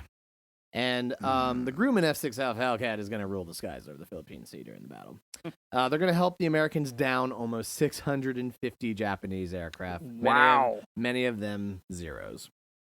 So it becomes Mitsubishi no longer owns. Yes, the Philippine Sea becomes where is the first time we see the moniker of the F-6F Hellcat being called the Zero Killer because of how many zeros got shot. Wow. Also, 2 Japanese carriers were sunk as well. The light carrier IGN Taiho and the Shukaku. So now we've had 5 of the original 6 carriers that launched Pearl Harbor get downed and sunk, and the Shukaku is down. I also showed Matt a picture of the Shukaku. It's a big carrier. Yeah. So when that boy went down, or that girl went down, she carried a lot of people with her, and she's probably at the bottom of the Mariana Trench as we speak. I mean, that's what I was wondering. It's like, if you go down, Yep. it's like, we found the Bismarck. We're like, wow, that's really far down. The Shukaku was not hit by aircraft. It was sunk by the USS Kavala. It was a submarine, Gato-class submarine, torpedoed her. And that's my quick note about submarine warfare. So, we get really critical about the Germans using U-boats in the Atlantic, but oh man, do we just use our submarines so well against the Japanese merchant marine, and nobody ever talks about it. We're sinking quite a bit of tonnage of ore and shipping material coming from the Dutch East Indies, where the Japanese have occupied it. Our subs are literally just sitting on the surface, and the Japanese way of escorting their merchant marine was very interesting. You'd have naval vessels out 6 miles in front of the merchant ships, and then another 6 miles behind them is another naval force. But for that 12 miles, that merchant marine convoy is unguarded. Yeah. So literally our subs would literally sit on the surface and just wait. And then they'd be like, okay, shoot now. And hey, this is a lot safer than, taking on Japanese naval vessels. And we were putting at least 20,000 tons of iron on the bottom of the Pacific every month by 44. Goodness. 20,000 tons every month in 1944. My goodness. So tide is turned, and they're really starting to feel the pain of that. Due to the losses of the Japanese carriers and the extended distance the American aviators had to fly from their carriers, both sides, many pilots, had to ditch into the Philippine Sea in the middle of the night. Remember what I said about it being the most the shark-infested sharks. water? Yeah. But, there's just the fact that there's literally 3 miles of ocean below you, maybe more. Mark Mitcher makes a daring decision during this battle to have the task force turn on all their running lights at night so their aviators can find the fleet. And that's ballsy because in a war, you don't because the Japanese can also find you at night. But when we've already spanked the Japanese fleet that badly, you can turn on the lights. That's what I'm saying. The fact that he's that confident in turning on his fleet lights, that's how badly the Japanese fleet lost at Philippine Sea. Wow. So it's a huge, huge victory between both ground forces and naval forces. The islands and the rest of the Marianas campaign, I didn't have maps. We're just going to breeze through these. We do retake Guam, and Guam is still one of our major naval assets and a national park, along with Saipan. We had lost it on December 10th, 1941. Well, we took it back in July of 44. That's right. July 21st to August 10th, you're going to have the 3rd Marine Division from Bougainville. They're going to take out, in 2 weeks, all the Japanese garrison with the help of the 77th Infantry Division, which is our New York Army Reserve guys, which is what Hacksaw Ridge focuses. That's the unit in Hacksaw Ridge. Still Andrew never Garfield. seen that movie. It's okay. We're not going to focus on it. Anyway, in Guam, we had about 56,000 U.S. Marines and GIs against 20,000 Japanese defenders. About 1,500 Marines are killed and 5,000 wounded. 180 GIs killed and 700 wounded. Same spots too, by the way. About all 15,000 Japanese soldiers killed or committed suicide. Now, to your point, one of those Japanese defenders was Sergeant Shoichi Yokai. He fled into the interior jungles of Guam and held out near the Talofofo Falls until he was discovered by hunters on January 24th, 1972. Yep. And only then did he surrender with great shame, but was welcomed back to Japan as a hero. And he died in Nagoya, Japan on September 22nd, 1997 at the age of 82. What a life. Dude, I think I remember reading about this, and his commanding officer, they had to go find him. Yeah. And they gave him dude. They gave him a bullhorn, and I think he literally was standing at the bottom of the whatever they had pinned him into this area, I guess. And he was literally like, please come down. It has been we're friends now. You can, yes, come down, please. The wild part is he's not the only one that's going to do this. No, there's so many of them. Yeah. No, yeah. And you're going to see this across the Marianas. I wonder if there's dudes out there that never surrendered. Probably. I'm sure. They're dead now, obviously, but I wonder if there's just so many islands throughout the Pacific. They're just going to find great that's something skeletons of Japanese. I'm glad you mentioned, because it's something I should have mentioned before. So, one question that you might be asking yourself is, how did we decide which islands we attack? And the truth is, there's a couple islands that were on the docket to be invaded, but then the American powers that be decide, well, shoot, we don't have to take every island. We can bypass them. Truk was one of them. They had actually made plans for an land invasion to take Truk Lagoon. And after the raid, Mark Mitcher's like, man, we don't need to take that. We don't need to. Why do we need to do that? We don't need ground forces to die over this. We just pacified it. Yeah. And that was the case for a lot of the islands in the South Pacific, especially in the Solomons. We didn't have to take each one. We just hopscotched our way across the Pacific. We never even had to take Rabaul. You kind of just leave them. We literally bombed Rabaul into submission. We never had to take it by force. Damage them into irrelevancy, and then just leave them on the island. And here's the thing. We bypass the islands. We take out Japan's naval power. They can't resupply those garrisons. Right. They starve.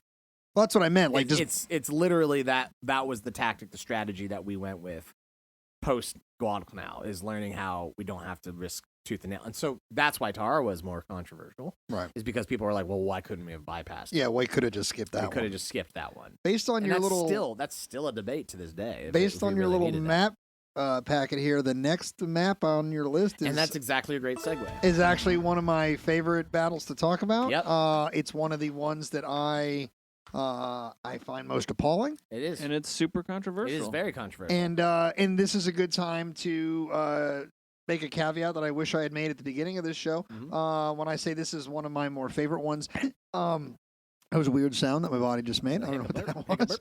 I enjoy engaging in this subject, but like other subjects we talk about here on the History Things podcast, I am borderline a professional, somewhere above a hobbyist, blah, blah. I'm not with this subject. Like with most World War II, I'm a novice. I'd probably know more than the average layperson. Yeah. But at the end of the day, like this is not something I want to say like I am an expert. Yeah. Like I'm not even Avery Lentz level here. I'm like not by an the way, you're expert at spinning great on the other side of this table, dude. Your DJ beats for this episode, so good. We're vibing.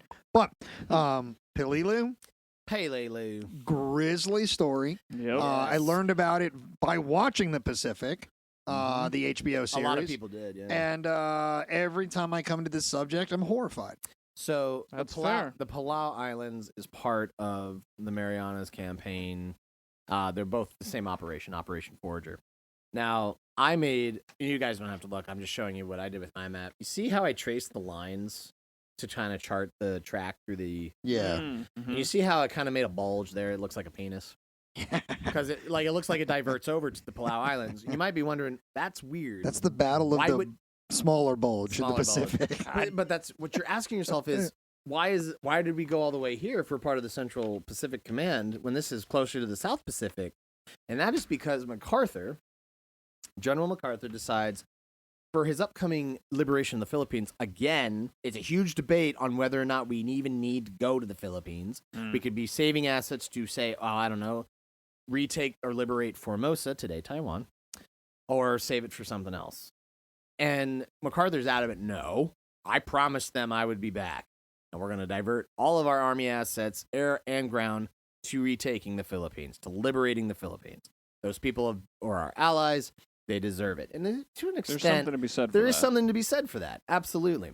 But he says, before I can even get to Luzon, which is the large island where Manila is, he wants to take Mindanao, which is in the south. And we'll get to that in a second, because that's on the next map there. You can kind of see Mindanao as the southernmost island in the Philippine chain. It's rather large. And so he believed that to take Mindanao, you got to use a staging area, and the Marianas is too far. So you need an island that's closer that you can use for a staging area to provide air support for the retaking of Mindanao. And that island, in MacArthur's mind, was Peleliu. All right, so we're on map number 7 on the Instagram. Yeah. Follow along now. Yeah. The map he just mentioned, that comes next, where you can see Mindanao, Luzon is map 8, yeah, but we've gone back to map 7 at this point. The Philippine campaign and the Peleliu campaign, they're very much in concert with one another because Peleliu is controversial for that. It's an abysmal battle, and it's a toss-up of whether or not we could have bypassed it or not. I honestly argue for everyone listening out there to look into this campaign and make the assessment yourself. Could we have bypassed it? Did we really need to? I'm saying no. We did not need to put troops on this freaking island. Sorry, Marines. Damn. Shut up, Pat. Point is, General MacArthur is going to tell Admiral Nimitz that he needs all his amphibious forces to take Peleliu, which means MacArthur's telling Nimitz, give me Richmond Turner and his landing forces along with Howland Smith. They're going to be under my command, and I'm going to use them and all your equipment to take Peleliu, which then I will use to take Mindanao. Nimitz says, F you, buddy. Yeah. You're Douglas MacArthur. I'm Chester Nimitz. This is like a drunk history episode. Yeah. Right. And Nimitz is just basically, I'm not even drunk. I've been drinking water all night.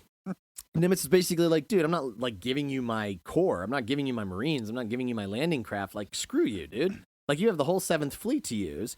And MacArthur's like, yeah, I know. I got to save that for Mindanao. I need your guys to take Peleliu for me because that's the only way I'm going to take Mindanao is if I have your guys secure it. And if you're not going to help me, then I'll do it.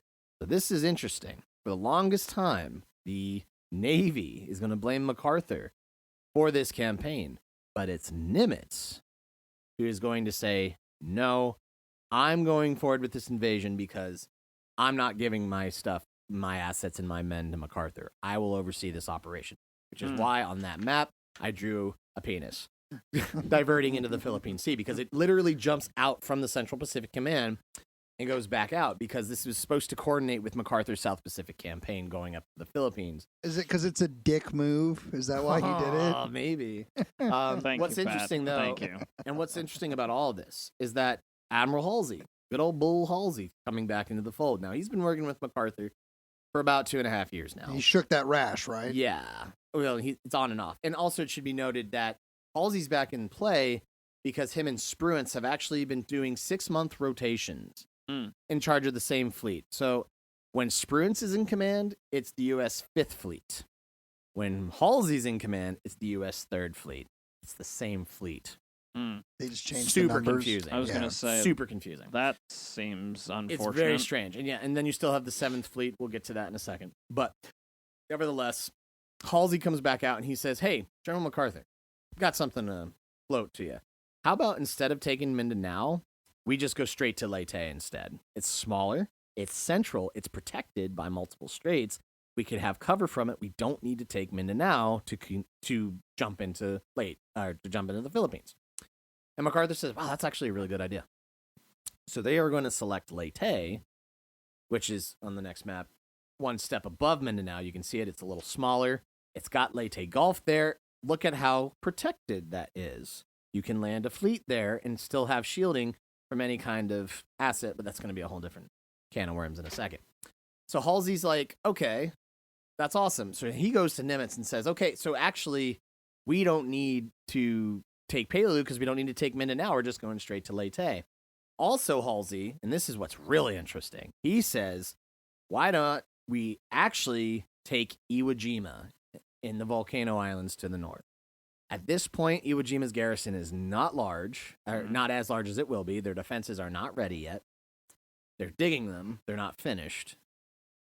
And we just go straight to Iwo Jima. We get to Iwo Jima. We can use that as a base to round-the-clock bomb Japan, which at this point, since we took Saipan, Tinian, and Guam, we're sending B-29s to Tokyo almost every day. And they're just napalming the crap out of the capital of Japan and other industrial targets. But Nimitz says no.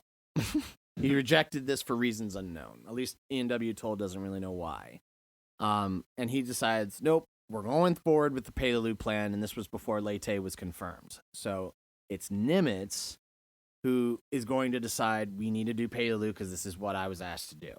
And he's going to blame MacArthur for this, even though he's the one kind of making the decision ultimately to use his forces to take Peleliu. The internal intelligence is saying Peleliu is going to be a cakewalk. It's going to be like Tarawa. It's going to be rough, but it's only going to be about 3 days. It's not that big of an island. It's just mostly a spit of coral in the middle of the Philippine Sea. It's got one airfield. You secure the airfield, we're done. The problem with Peleliu is that the Japanese 14th Division of the Kwangtung Army is defending it. These are hardened Japanese soldiers under the command of Colonel Kunio Nakagawa.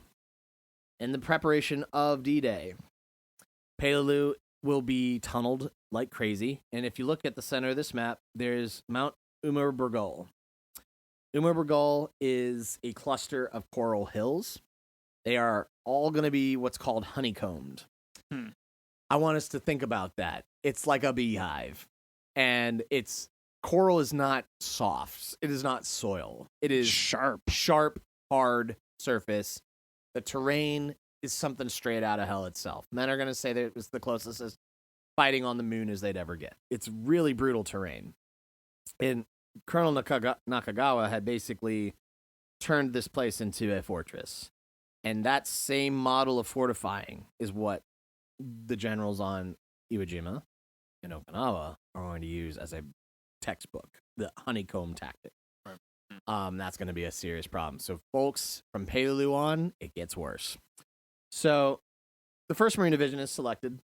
They've spent the whole summer training on Papavu and the Solomons after the Cape Gloucester campaign. They're fresh, they're ready, and we see this in the Pacific. Eugene Sledge, he arrives as a gooey-eyed new Marine recruit, and, he is just waiting for his chance to see the glory of battle and whatnot, like his friend Sid Phillips did. Well, it's a rough first battle for him. Yeah, your first battle is Peleliu, dude. Yep. It's absolutely a controversial decision. So the Americans are landing via Amtrak on September 15th. That's 2 days before Operation Nachtgarten in Europe. Mm-hmm. And so it's just a rough season for Allies. That worked really well. Yeah, the battles are getting rough. They're going to land under galling defensive fire, opening up a beachhead only 2 miles long and only about 500 yards inland. Casualties on D-Day were in the thousands, if not it was close to like Omaha Beach style casualties on the first day of Peleliu. But they are at least able to get inland. They do not take the airfield, and it just becomes elaborate after that. So for the days that follow, they're going to have to take literally yard by yard, every pillbox, every trench, every cave. They have to cross the airfield as a whole division, specifically the 5th Marine Regiment. They have to literally go across the airfield. You see that in the Pacific miniseries. It really was that horrific getting across that airfield. And once they took the airfield, they had the trouble of, oh man, we're still under fire because everyone had withdrawn back to the Umerbergol pocket. And so now to silence the guns, they were told, take the hill. And General William Rupertus commanding the 1st Marine Division, along with General Roy Geiger commanding the 5th Amphibious Corps, they both believe the island's only going to take about 4 to 5 days. We have the airfield. It's only going to take about 4 to 5 days to pacify those hills. 1st Marine Regiment goes up under Chesty Puller, and they get horrifically schwacked. Marine casualties on Peleliu, they're there from September 15th to October 15th.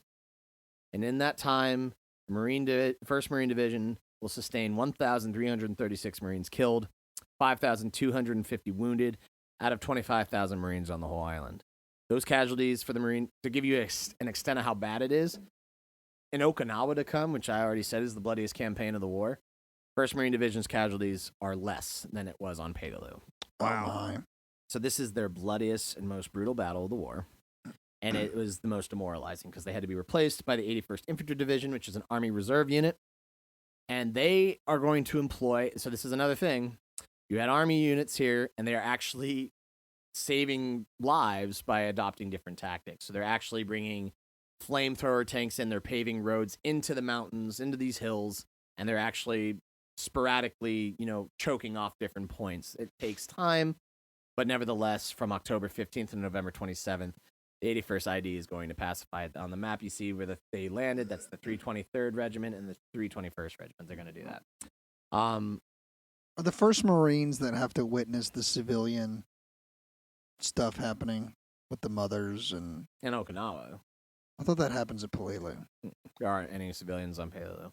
Oh, maybe I'm thinking Peleliu is just that super violent. There's nothing happening here. Barren fight. rock. It's just... and it's pointless. There's, right. by the time... Is it raining on Peleliu? Or what? It does rain. It does rain, but it's not muddy. It's muddy on Okinawa. Is that the one I'm thinking of? You're thinking like of where Okinawa. they're just getting soaked. Yeah. All right, that's the one I was But it did thinking. rain on Peleliu, but also when it wasn't raining, average temperature was between 105 to 115 degrees Fahrenheit every day. Bleh. Fresh water was so hard to come by that Navy is dropping off dirty oil drums filled with contaminated water pretty much that's got oil slick in it. And guys could barely stomach it. They're throwing up. All right, well, then I need to go back to my... caveat at the beginning of this where I was actually thinking of Okinawa then because the thing that we're getting there. Yeah, I know, but I was confusing, and that illustrates my point. I'm not an expert. I confused 2 of these battles here. Peleliu, obviously, I'm aware of, highly, highly violent, as all the other ones were, but the Okinawa story is the one that just jacks me up. No, I get that. It's good. I mean, it's not good, but I get that.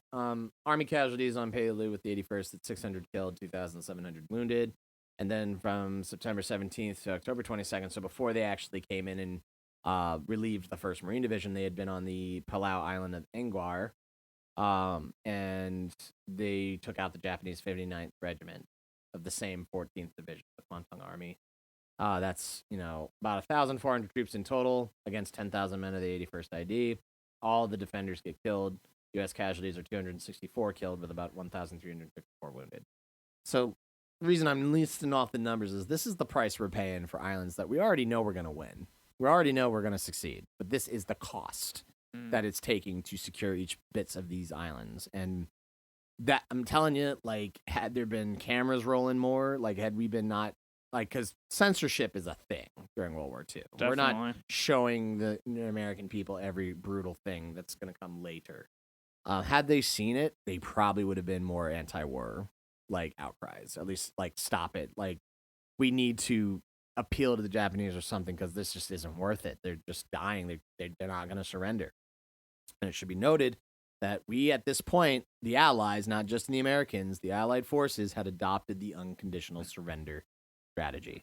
We're not going to accept anything less than unconditional surrender. Then you just lost. Yeah. Right? You admit you lost, and anything else, we ain't doing it. You lost. Yep. And Nazi Germany and Imperial Japan, they are saying, you know what? We need to, especially in the case of Imperial Japan, they want their honor intact. They want honor in defeat, and they know they can't get it with unconditional surrender.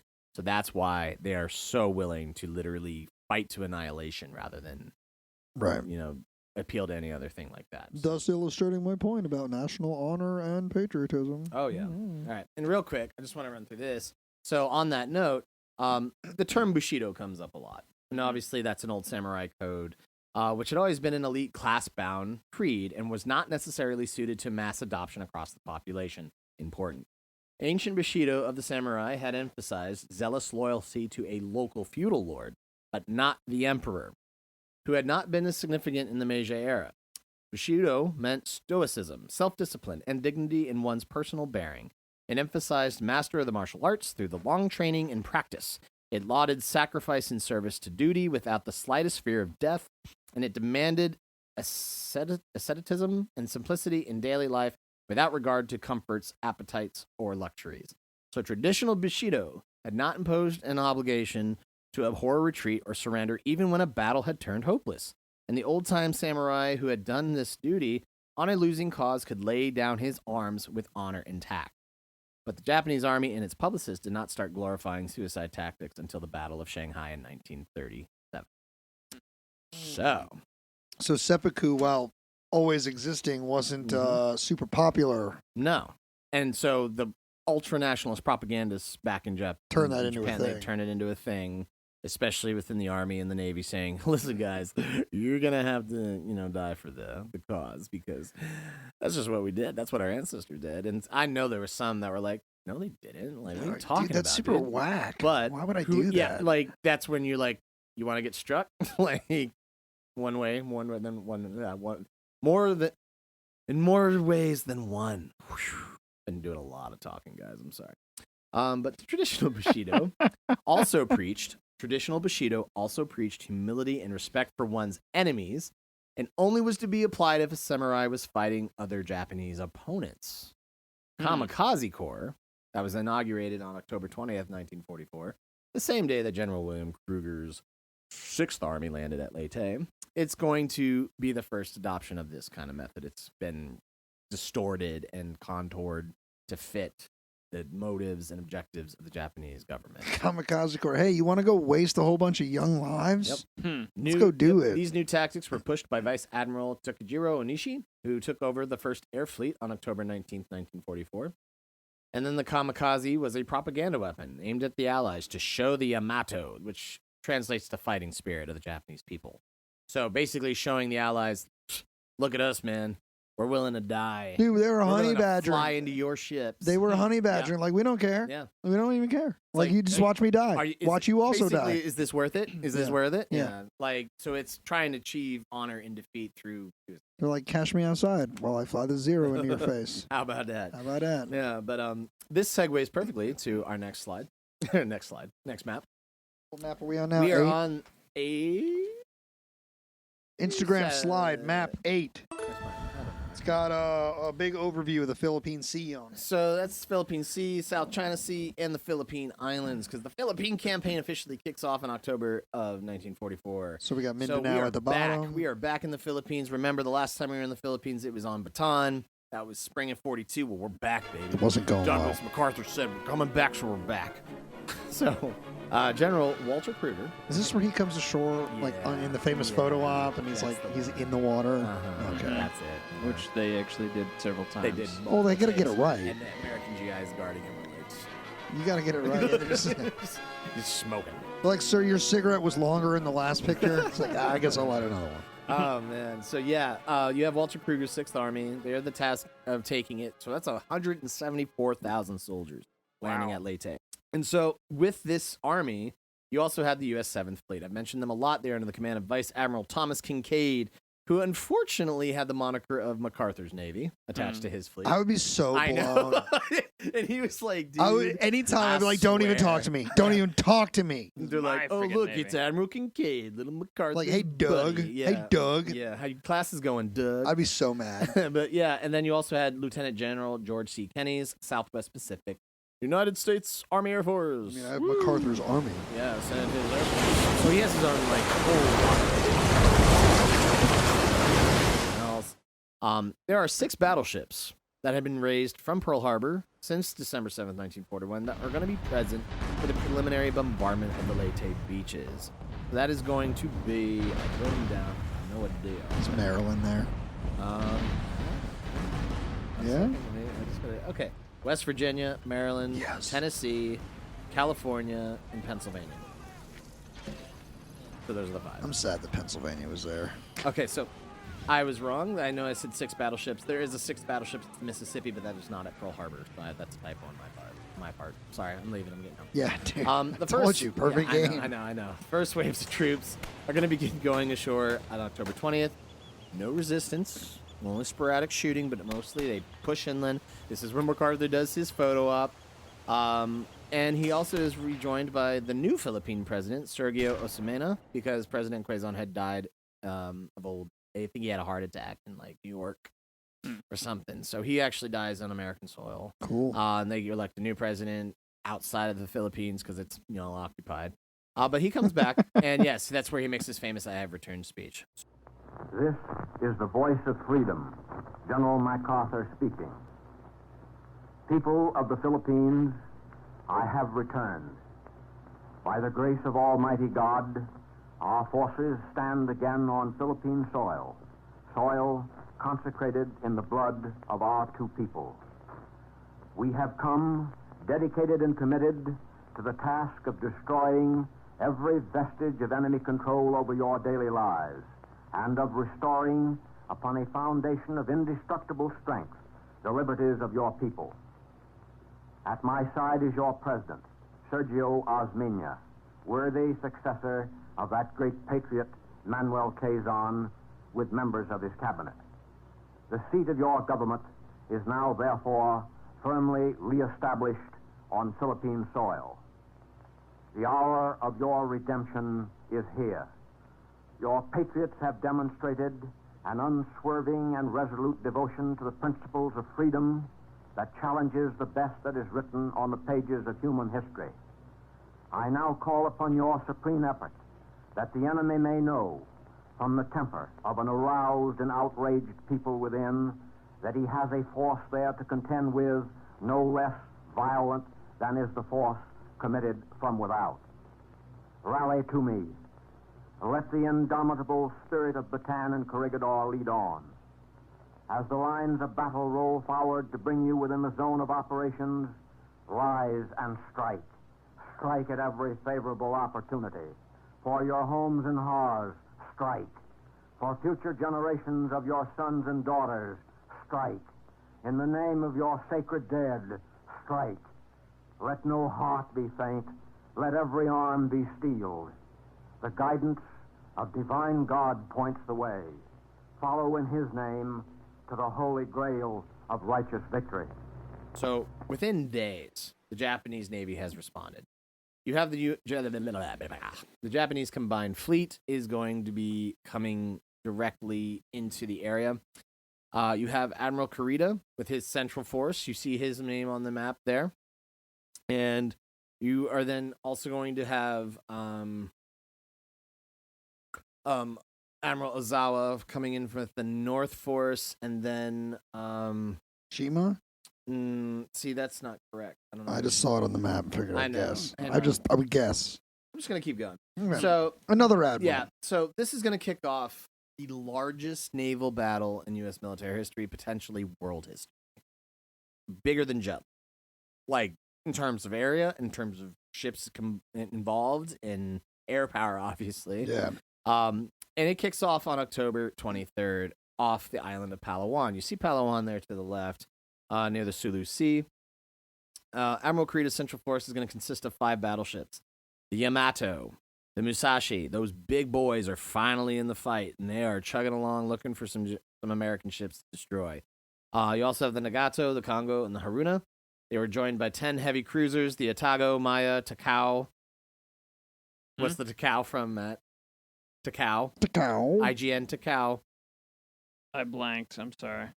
We watched it in theaters, bud. Oh, yeah, of course, from -1. Yep, Godzilla destroys this cruiser. Anyway, it's canon. It happened. I'm sure. Yeah, it's Takao, real. Chikai, Miyoko, Haguro, Kumano, Suzuya, Tone, and Chikuma.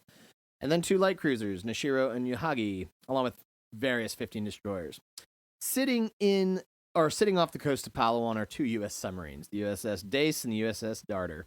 They're going to intercept Kurida's columns around 5:24 a.m. on the morning of October 23rd in the Palawan Passage. And they are going to have a ball. The Otago heavy cruiser will be hit 4 times. Ooh. The Maya will be hit 4 times. And the Takao will be hit 2 times, but will survive. The Otago and Maya are sunk while the Takao retires to Singapore. So before they even get to the battle, before they even get to the Gulf, or even to the Sibuyan Sea, you have already actions being made against Kurida's fleet. The first initial battle, Leyte Gulf, is 4 major battles pretty much in one, and it's the Battle of Sibuyan Sea on October 24th. The only U.S. naval force from the 3rd Fleet, that's Halsey's fleet, to intercept Kurida's columns in the Sibuyan Sea was done by Gerald Bogan's Task Force 38.2, which is led by the USS Intrepid, of course, the same carrier that sits in New York Harbor. Admiral Onishi will send 3 waves of aircraft from his bases on Luzon to strike the U.S. task group, containing about 50 to 60 planes each. Comparatively, they are outnumbered incredibly by our naval. Most of the planes were intercepted and destroyed by Hellcats. Boom. However, the light carrier USS Princeton was hit at 9:38 a.m. and sank at 5:50 p.m. So we lose one of our light carriers. Planes from the Intrepid and the Cabo are going to hit the Yamato, Nagato, Musashi, and Miyoko around 10:30 a.m. The Miyoko had to retire to Borneo, and the Musashi is actually going to be hit and sunk at 7:35 p.m. after being hit by 17 bombs and 19 torpedoes. Oh my! That big girl went down. They in took the it. Sibuyan Sea. They She took went down. it. So Yamato, her sister ship, is now alone in the world because Musashi's on the bottom of the Sibuyan Sea. And so, with this in mind, Kurida's going to withdraw. He withdraws back past the Sibuyan Sea towards Mindoro, and as he does so, Halsey believes that threat is past, and he's going to just assume that the San Bernardino Strait can be covered with limited naval power because Halsey, as you can see from the arrows, his 3rd Fleet is going to be drawn north on October 25th, the day after, by the emergence of Ozawa's Northern Fleet. So Admiral Ozawa of the Northern Force, the combined fleet, is going to draw Halsey away. And so this is probably one of the most controversial points of the Leyte Gulf battle because the Bernardino Strait, the San Bernardino Strait, as you see there, that's just north of Samar, that was supposed to be the key. The Japanese Navy wants to use that strait to slip through and divide the American task force. 3rd Fleet to the north, 7th Fleet to the south. There's also a Japanese task force coming up the Southern Force through the Mindanao Sea, through what will be the Surigao Strait. And so the idea was we can pinch the American landing forces of the 7th Fleet around Leyte. So that leads us to the Battle of Surigao Strait. As I said, Jisaburo Ozawa's Northern Force is going to act as a decoy. They're going to draw Halsey away. And he's going to take the bait, and he leaves Kincaid's 7th Fleet in a precarious position around Leyte Gulf. Kurida's Central Force is going to move in for the kill. As that's happening, in the south, the Southern Force under Admiral Shoji Nishimura, Shoji Nishimura was trying to ambush the 7th Fleet from the south through the Surigao Strait. This would be the last battleship-on-battleship naval battle of the war. So Nishimura's force consisted of 2 battleships, the Yamashiro and the Fuso, 1 heavy cruiser, Mogami, and 4 destroyers, Shiguro, Michishio, Asagumo, and Yamagumo. Rear Admiral Jesse Oldendorf's 7th Fleet force of battleships and cruisers laid the trap for the Southern Force. In this battle, USS West Virginia, Maryland, West Virginia, Tennessee, Mississippi, California, and Pennsylvania were all present. Woo. All except the Mississippi had been at Pearl Harbor on December 7th. Now the 5 were back in action and ready for payback. At 10:36 p.m. on October 24th, the night before the battle, Southern Force is going to come under repeated attack from U.S. PT boats off the coast of. I hate how this sounds. Off Bohol. Off Bohol. But they are going to harass and not do any real damage. At 3 a.m. on October 25th, the Fuso is going to be torpedoed by the U.S. destroyer Melvin. The Yamashiro will be torpedoed by the U.S. destroyer Benyon and sank around 4:20 a.m. The West Virginia, Tennessee, and California have the last great salvo from American battleships on enemy battleships of any war. We have not fired on other enemy ships since in such a manner where it's just been, just barrages. Like, we're talking pick a charge on the water. Like ships of the line type of stuff should have been over a while ago. Mm-hmm. But here we are. But yeah, these 3 heavy battleships are just slugging away, and they're demolishing Nishimura's Southern Force. It was almost completely put out of action. But that's not even the key aspect of it. So because of these battleships in the south at Surigao Strait, Halsey going north to intercept Ozawa, that leaves a very limited amount of ships around Leyte itself to protect the landing beaches.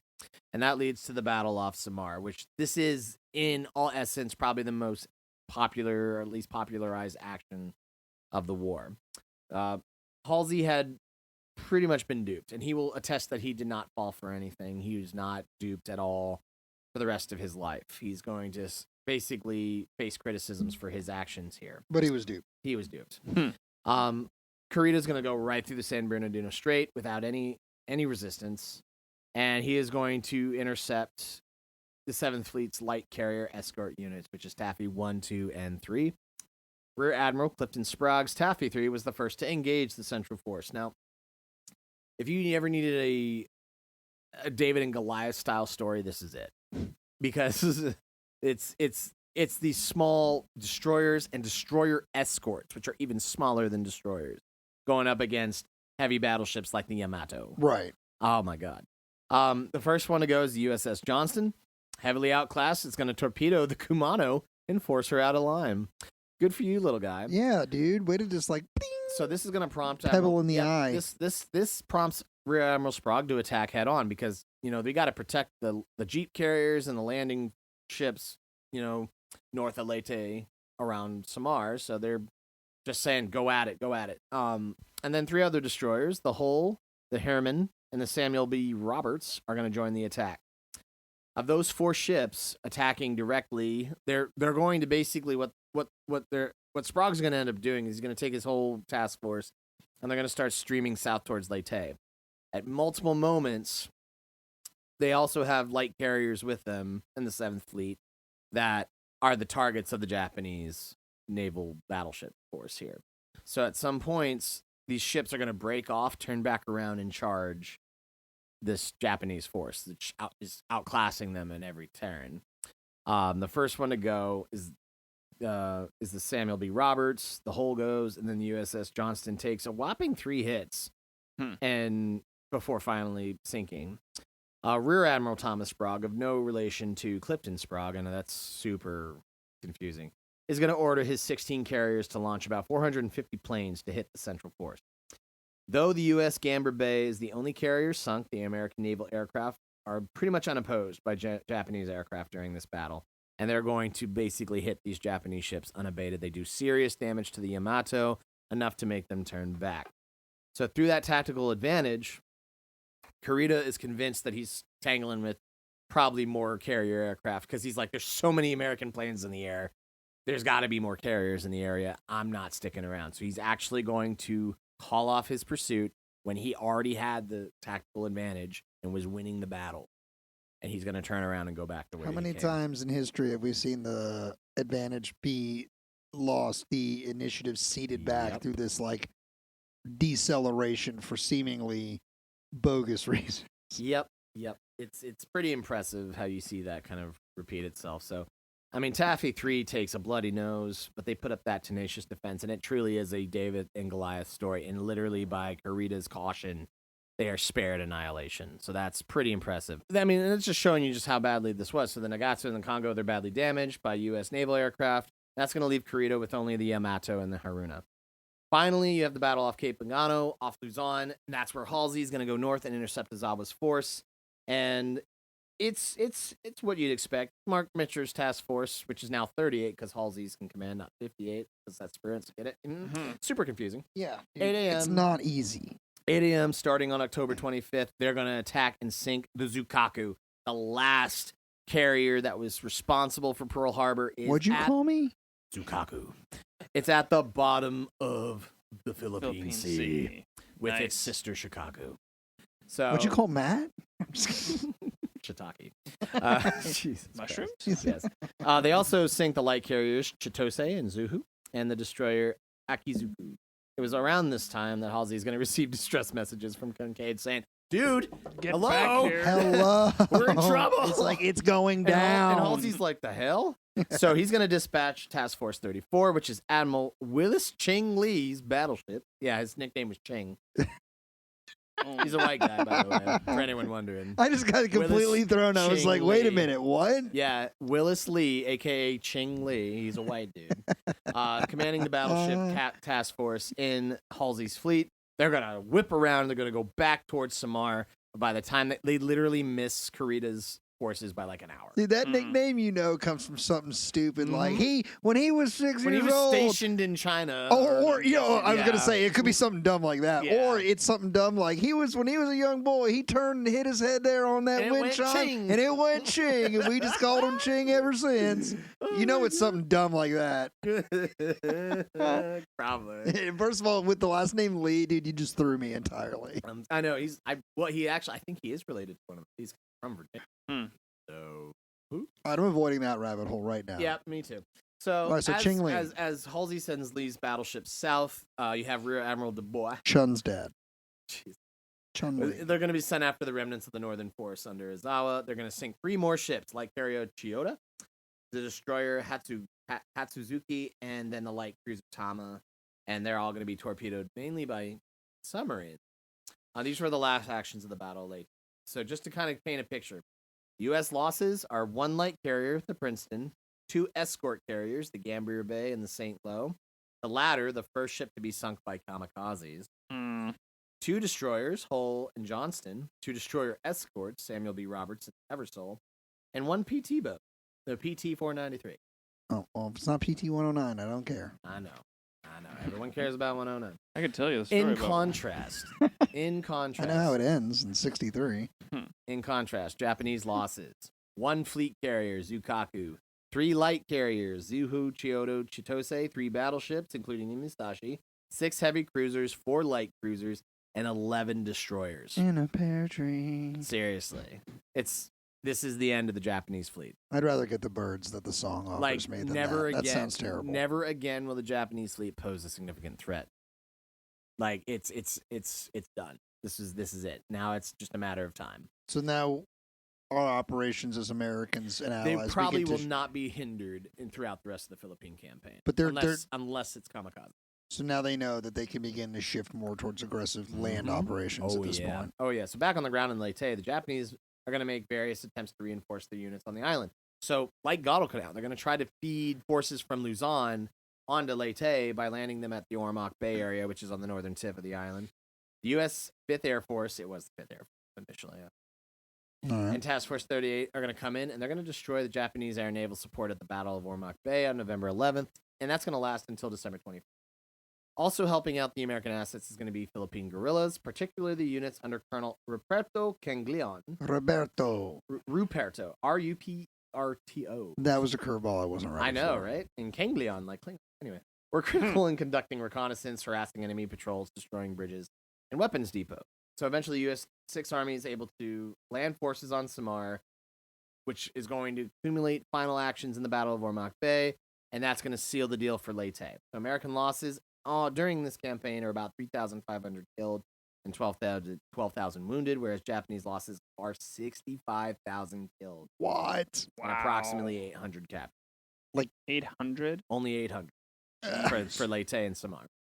So both sides are going to suffer casualties due to tropical diseases such as malaria, typhoid, and yellow fever, very similar to the Army of the Potomac on the peninsula. I am Anyway. just always appalled at the numbers that are dead. Yeah. Not wounded. Wounded or like missing, dead. just Yeah. the dead outright. Yeah. My and God. that's a combination of committing suicide, but also not being permitted to surrender. Yeah. Right. Now, the Army's better about it. The Army at least will try to take prisoners. The Marines, at this point, have adopted the policy of no more taking prisoners. Oh, yeah, just shoot them. Yep, and they're proud about that. They still are proud about that. Dude, Marines have to be different. They have to be I really different. didn't mean for this episode to be like me dogging the Marine Corps, but I'm just saying. No, they first got of a all, I think the Marines they got can a take reputation. Yeah. And I don't think they're afraid of that reputation. No, they are proud of it. So the invasion of Mindoro is going to happen December 13th and 16th. So that's another island that falls into our hands at the cost of 151 American GIs and Navy sailors killed and about 271 wounded. So it's pretty quick. That's an island directly south of Corregidor in Manila. So we're getting close. We're getting back to this largest island. We're going there. And finally, we reach the final year of the war. We're at see a light at the end of the tunnel. We're almost there. We're not, though. There's so much crap that's about to happen. Four more things we're going to talk about, I promise. Oh, no, I'm not talking for you. I'm just talking like if you're the Marine in this story. Oh, there's no Marines in the Philippines. No, there's not? This is entirely Army? Did I miss that? I may not have made that Are the clear. First Marines? It's Army and Navy. There are First Marine divisions on Peleliu, and now they're recuperating on Oh, Bolivar. okay. So they As all this is happening, they are taking R&R. All right. I missed that. I That's did a little checking while you were Oh, you're fact checking me? during your No, nap? not fact checking you. You both were This is kind during of Matt's right. nap. Thanks. You both are kind of right about Charles Lee, by the way. Or excuse me, Willis. Ching Lee? Charles Lee, I'm a general. Wee. Anyway. Is he Firstly, he is distantly related to Robert and to Attorney General Charles Lee. Charles Lee. He's part of the Kentucky League, though. Kentucky Lees. There And Lee, everywhere. It Lee, would be Lee. because of his last name and because of his fondness for the Far East that he was nicknamed Ching Lee I knew it was from the racist. Naval Academy in 1904. And they're like, He's a huge Olympian, though. Believe it. 1920 Olympics, he cleans up in the shooting events. Has he got a gold? He has 5 of them. What? I believe Ching it. Lee is a gold medalist? And a silver and a bronze. But yeah, he cleans up in the men's shooting events in the 1920s. Ching Lee is one of the greatest Olympians in American history? He also will do very well in the United States military shooting events, winning both the high-powered pistol and rifle event in the same You think he does year. that shooting event with like the hand in the pocket and he's like, pew, pew. Probably. But he's got his hand in the pocket. You ever seen those pictures of the guys doing the competition shooting and they like have to put their hand in the pocket? Oh, yeah. Like, I don't know the rules if they have to do that or not, but Ching Lee, hand in the pocket, don't trust him. He's going to shoot Fair you. enough. Don't shoot you. you. Go hunt. Yeah, Ching Lee's going to put you down. Yeah, so to answer your question, yes, all U.S. Army. Okay, so I didn't During know the that. land Okay, fight all in right. the Philippines. And they, after taking Leyte, they're going to go to Luzon. They land there on January 9th with about 195,000 to 200,000 men and officers. Well, the 2 battles that are coming up are big Marine battles, so Yes, the Marines they come are. back. So the Marines are coming back. Okay, Yeah, they're not done. Japanese. I thought you were about to teach me something. I was like, wait, there's no Marines on Suribachi? So what happened there? Kruger's 6th Army of 200,000 men. They're going up against the Japanese 14th Army under Tomoyuki Yamashita with about 150,000 men. So, roughly. Landings at Linguang Gulf in the north. The first landings are going to take place on January 9th.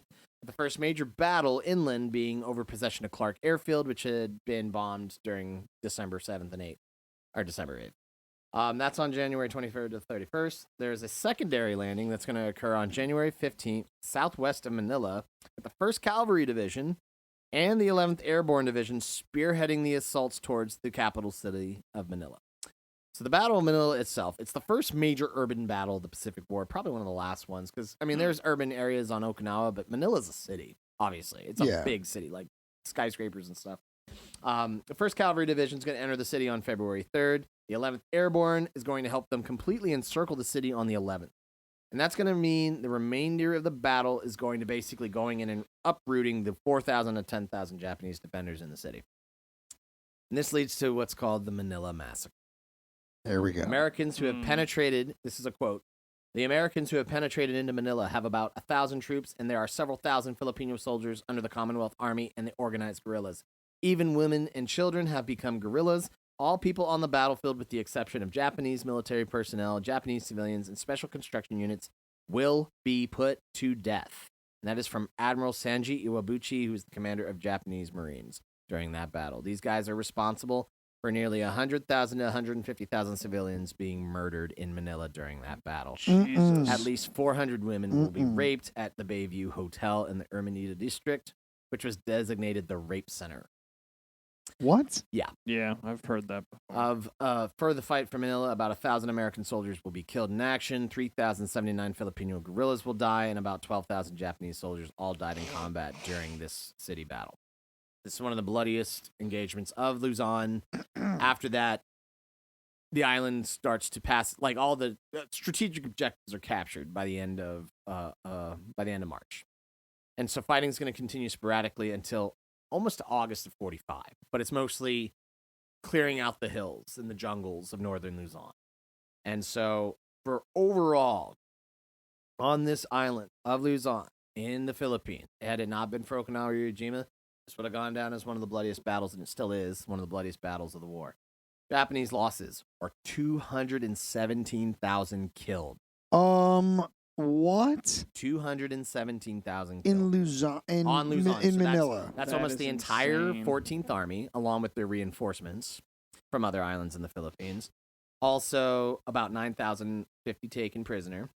Philippine losses between 120,000 to 140,000 killed. That's civilians and guerrillas, many of which were during the Manila Massacre.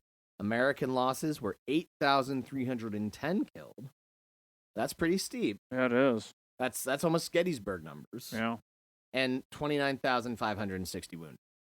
So Luzon is no cakewalk. Those are And that's January 45. incomprehensible So, like, yeah. numbers. So this is 1945. This is the last year of the war. Like, ultimately, you'd think wars, once you're getting towards the end, at least in Europe, things start to wind down. Well, so Casualties become lighter. this is where things are starting to lead Yeah. into the conversations Truman's going to have that lead towards the end of this story. Is Right. like the numbers, the projections aren't getting smaller. In fact, quite the opposite. The closer we get to mainland Japan, the numbers are getting bigger. Yeah. The estimates are Worse. getting bigger. Right. And this leads us to our next map. Now, Avery, before we move too far away from Luzon, Yeah. why? Did you, and I apologize if you did say this, but is it because things are not going well? For Japan? For Why their Japan? losses are so high? Yeah. I mean, it's the policy now. It's, we Do they not have the ability to get them off because of the naval that's a defeats big they've- part of it. So Okay. they can basically like YOLO a transport onto the island, but there's no getting off. Okay. And like we are at this point controlling the seas and the skies. Okay. So it's a crapshoot if you can even get people there. There's so many transports that are being sunk too. So this is going to include guys that don't even make it to the island as well. They're being torpedoed on their way there. And yeah, I mean it's fanaticism. I can't And- comprehend those And losses. it's incredible. But I mean, let's think of the Soviet. Yeah. The Eastern Front. Think of how German losses have been up to this point as well. I mean, we are seeing these kinds of numbers in Europe. In many cases, it's pretty damn close. Almost every major campaign. So for the Pacific, this is like heating up to the point where it looks more like European campaign. But the loss of life in terms of combat loss, especially for the Japanese, it is very hard to fathom. And China's lost. Oh, sure. It's they take some of the worst casualties behind the Soviets. I during get this World War II. impression when I think about World War II that in Europe, in between all these incredibly violent fights that happen, right, in the ETO the entire time, there's also these weird periods where like the Allied troops are like patrolling over green spaces and Yeah. stuff. And I feel like there's like relatively quiet moments as they, go from Carentan to X Place or whatever, blah, blah, blah, right? That's just one example. I feel like in the Pacific, it's just like, you're fighting. Like Yeah. the Marines hit the beach in the first battle. It was it Guadalcanal, the Guadalcanal. first landing they make. So they hit the beach. They're like, oh, it's like Vietnam Party. And then they get inland and start fighting. Once that fighting starts, it's like they haven't stopped. Yeah. to this moment in the story, it feels like the only time they've stopped is for the good time in Australia. Well, that's crazy. Is that that was the one point of levity. But it was a good Pacific time.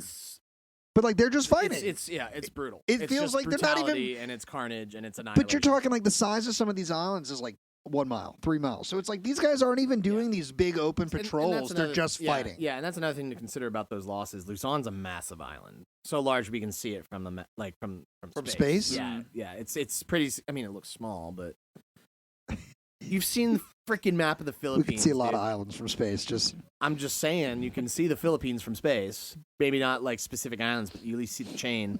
So it's a large area. So with that amount of area, I'm just ignoring you. That's probably for the best.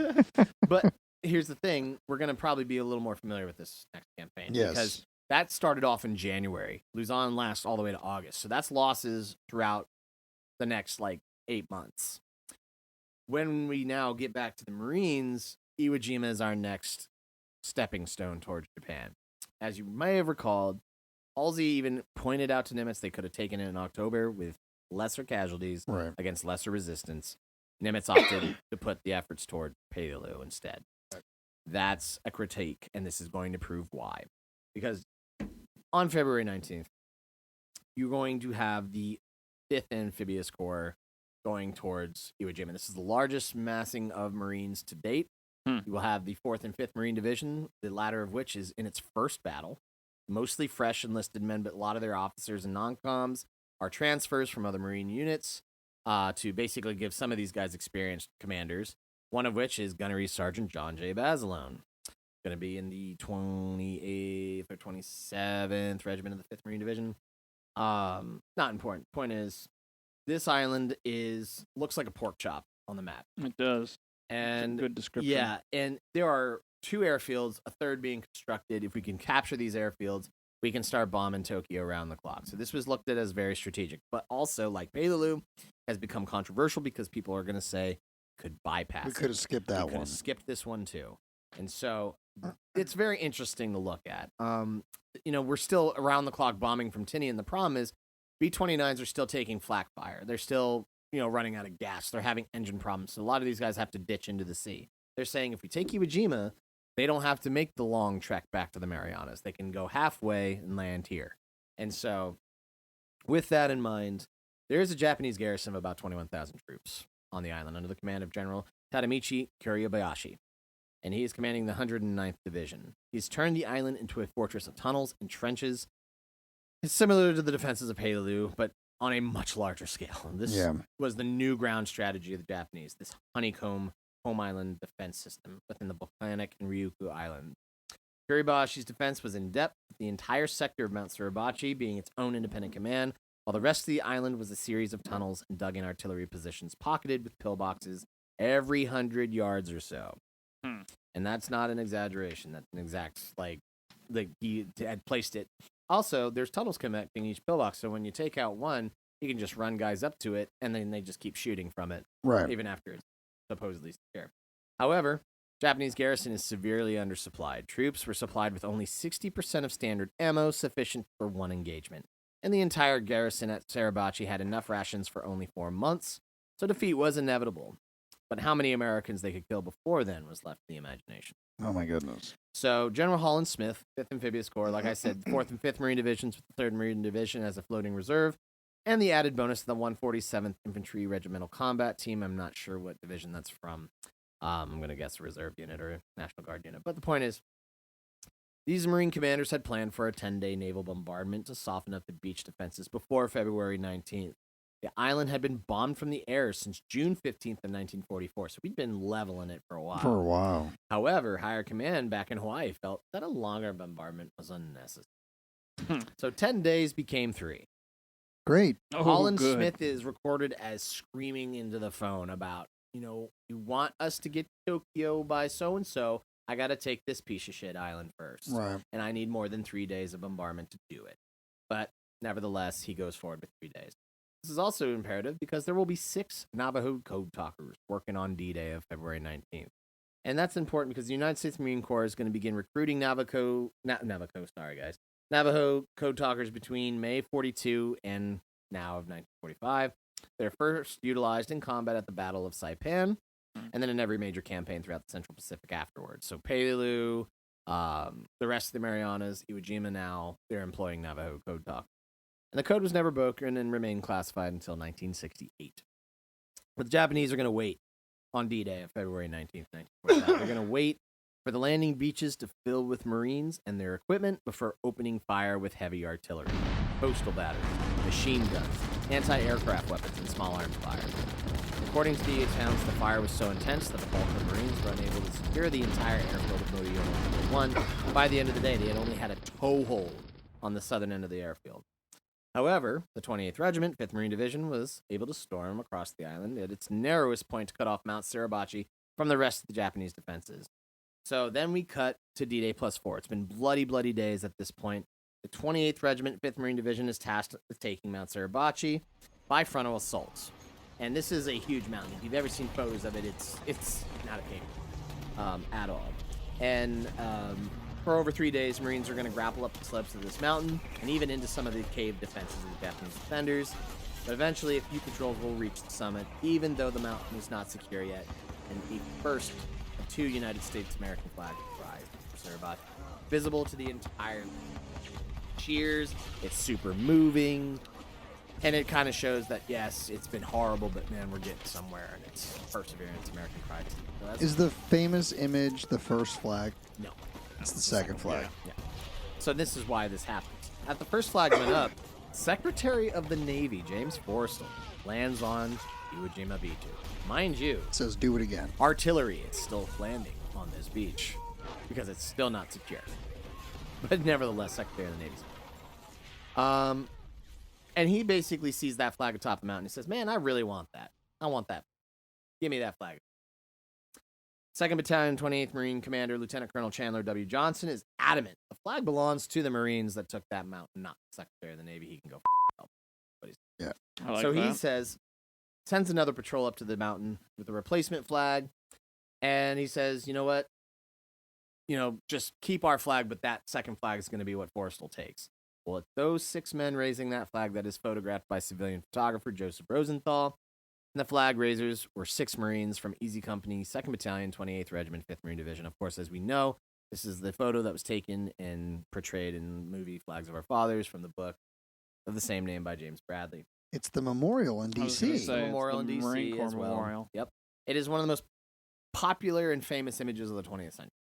And it embodies the perseverance of Americans. I mean, so much so. Yeah. That on September 11th, 2001, there's a similar photo. The 3 firefighters that are photographed raising the flag, everybody's mind was like, oh my God, that's like Iwo Jima. Yeah. I mean, literally, that's what everybody's brain was like when they saw that moment. No, I believe it. So at first, they identify these guys as Mike Strink, Franklin Susley, Henry Hansen, Ira Hayes, Rene Gannon, and Navy Corpsman John Bradley. Later in 1946-47, it was ruled that Hansen had been misidentified. And the real Marine in the photo was actually a guy by the name of Harlan Block. His mother was adamant it was him because she recognized his ass. I remember that story. I've changed that boy's diapers more times than I can count. That's Harlan. And unfortunately, Harlan did not survive. In 2016 and 2019, however, it was discovered that both John Bradley and Rene Gannon were also not in the picture. So that book, Flags of Our Fathers, whoops. That's not, your daddy lied. At the very least, wasn't honest about it. Nevertheless, the real guys in the picture are Harold Schultz and Harold Keller, a lot of Hanks. And both Keller and Schultz survived the battle. Well, that was the era of Hank. I mean, there's a lot of Hanks. They both survived the battle. They never once came forward and said that. And that just goes to show you that nobody really wanted to be associated with the war bond drive that followed afterwards. Because days after this photograph is taken, Strink, Susley, Block, and Hansen were all killed in action. Hayes, Bradley, and Gannon were sent back to the States and became celebrities on a war bond tour, and Schultz and Keller both survived, but never took credit for being the real Marines. Basilone did a war bond tour. He did. And speaking of Basilone, he was back for a day. Oh, we're already past that point? Oh, I forgot to mention it. Yeah, on February 19th, Gunnery Sergeant John J. Basilone is killed in action on Motoyama No. 1. Yeah. That's unfortunate for him, but he was out and he could have stayed out, but he chose to go back. He re-enlisted, wanted to follow his boys he had trained. He was in out of the combat. Corps? Well, he was no longer active combatant. He didn't have to. Like, he was almost like... He was given the golden pass. He was given... You've done enough. You like, can stay they were home. like, dude, you can go home. We're going to push your discharge papers early. Push them through. And he's like, no, I'm re-enlisting, and I'm staying with these guys I've trained. And, yes, he did get married before he went out. Marries Lena. Yeah, she never remarries. She never... Lena Riggy, she never remarries, but... yeah, he does not make it past and that's the thing. At Iwo Jima. Yep. Chuck Tatum writes about that in his book, Black Sand, Red Blood, or something like that. Yeah, something. You know what? Yeah, but I've heard he's that title. featured in the miniseries. He's like the redheaded guy, but yeah, he's the one who witnessed Basildon go down. So it's a 36-day battle on Iwo Jima, and it's going to result in 26,000 American killed and wounded, with almost 6,800 dead, while almost the entire 21,000-man Japanese garrison, including General Kuryobashi, were killed or committed suicide. Iwo Jima, Red Blood, Black Sand, Pacific Apocalypse. Yep. Only 216 Japanese soldiers are captured on Iwo Jima, and that's saying something because it's all Marines, and there was at least a regimental combat team from the Army, but submarines. However, new evidence actually suggests that almost 3,000 Japanese soldiers remained in hiding throughout the island after it was declared secure, were gradually rooted out and killed or captured over. How do you hide 3,000 guys? It's a big island. I mean, it's an island, but it's still entirely underground, right? It's entirely underground. There's tunnels and caves that they probably still are finding to this day. I mean, the defenses they had been building for almost a year at this point.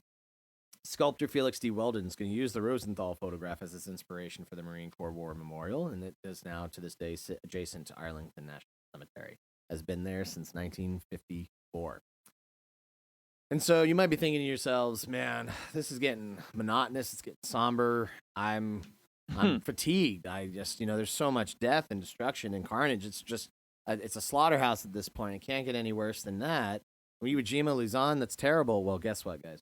It's going to get worse. Here we are at Okinawa, and this is this is the one I was thinking Pat was talking about. This is the one I was wrong. Yep, we've come full circle. This is what I wrote my capstone on, so I'm not going to spend too much time on it, but let me just say this. Okinawa, going to take place between March 28th and June 21st, 1945. It is the largest island in the Ryukyu Islands, and it is part of the Japanese prefecture, but they are not Japanese. Okinawans have their own identity.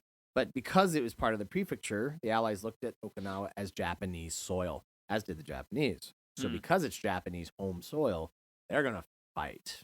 And they're going to make sure everybody fights. And they are going, as I love, it's my favorite quote in the Pacific, is every foot we go south, meaning going south on the island, they're going to get meaner and meaner. You better get mean too, boot. So this is a pretty rough fight. Who says that? Is that Snafu? I was going to say, that sounds like Rami a weird Malek. Snafu. I love Rami Malek and that. But anyway, there is a civilian population on this island of about 300,000 people. General Mitsuru Yoshima is commanding the Japanese 32nd Army, which is about 72,000 men strong. That's less men that were fighting on the Philippines. But spoiler alert, not many of them are going to make it. All right. They are going to be digging in depth, in defensives, in caves, in tunnels, just like on Iwo Jima and Palu. And many who fought on Okinawa thought it akin, both sides, thought it akin to World War I style combat. U.S. 10th Army's under Lieutenant General Simon Bolivar Buckner Jr. Guess who his daddy was? Wait a minute. Simon Bolivar Buckner. I was going to say. Friends with Grant. Yeah, no, that's what I was saying. My daddy fought for the Confederate side, but was good friends with Sam Grant. And surrendered to him, too.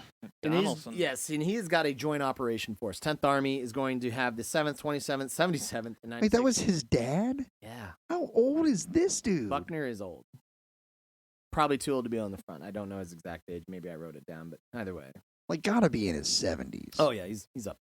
So he's got 4 infantry divisions, so we got 4 Army divisions, and then you got the 1st, 2nd, and 6th Marine divisions. So all in all, we have 106,000 Army soldiers, 88,000 Marines, 18,000 naval ground personnel, which led to almost 180,000 active combatants in the U.S. 10th Army. Wow. And this is their first campaign as an army.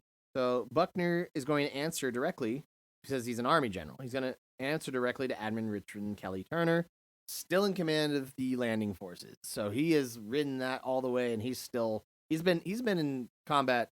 Oh God, Richmond Turner, has been landing troops since Guadalcanal. Here he is on Okinawa from start to finish. Like, here we go again. Here we go again. We started this is where we're finished. And Vice Admiral Raymond Spruance, during the initial land campaign, is also going to be in charge of the naval operations. Halsey is now on his rotation back at Pearl. And also, he's facing a lot of bullshit from a Leyte Gulf incident. And he's got another rash, probably. And problem. So there were significant naval actions as well as ground actions during this campaign. On that is going to, be the naval battle of Okinawa that's fought on April 7th, 1945. The initial landings occur on April 1st, April Fool's Day, no matter how you look at it. And that's another snafu quote.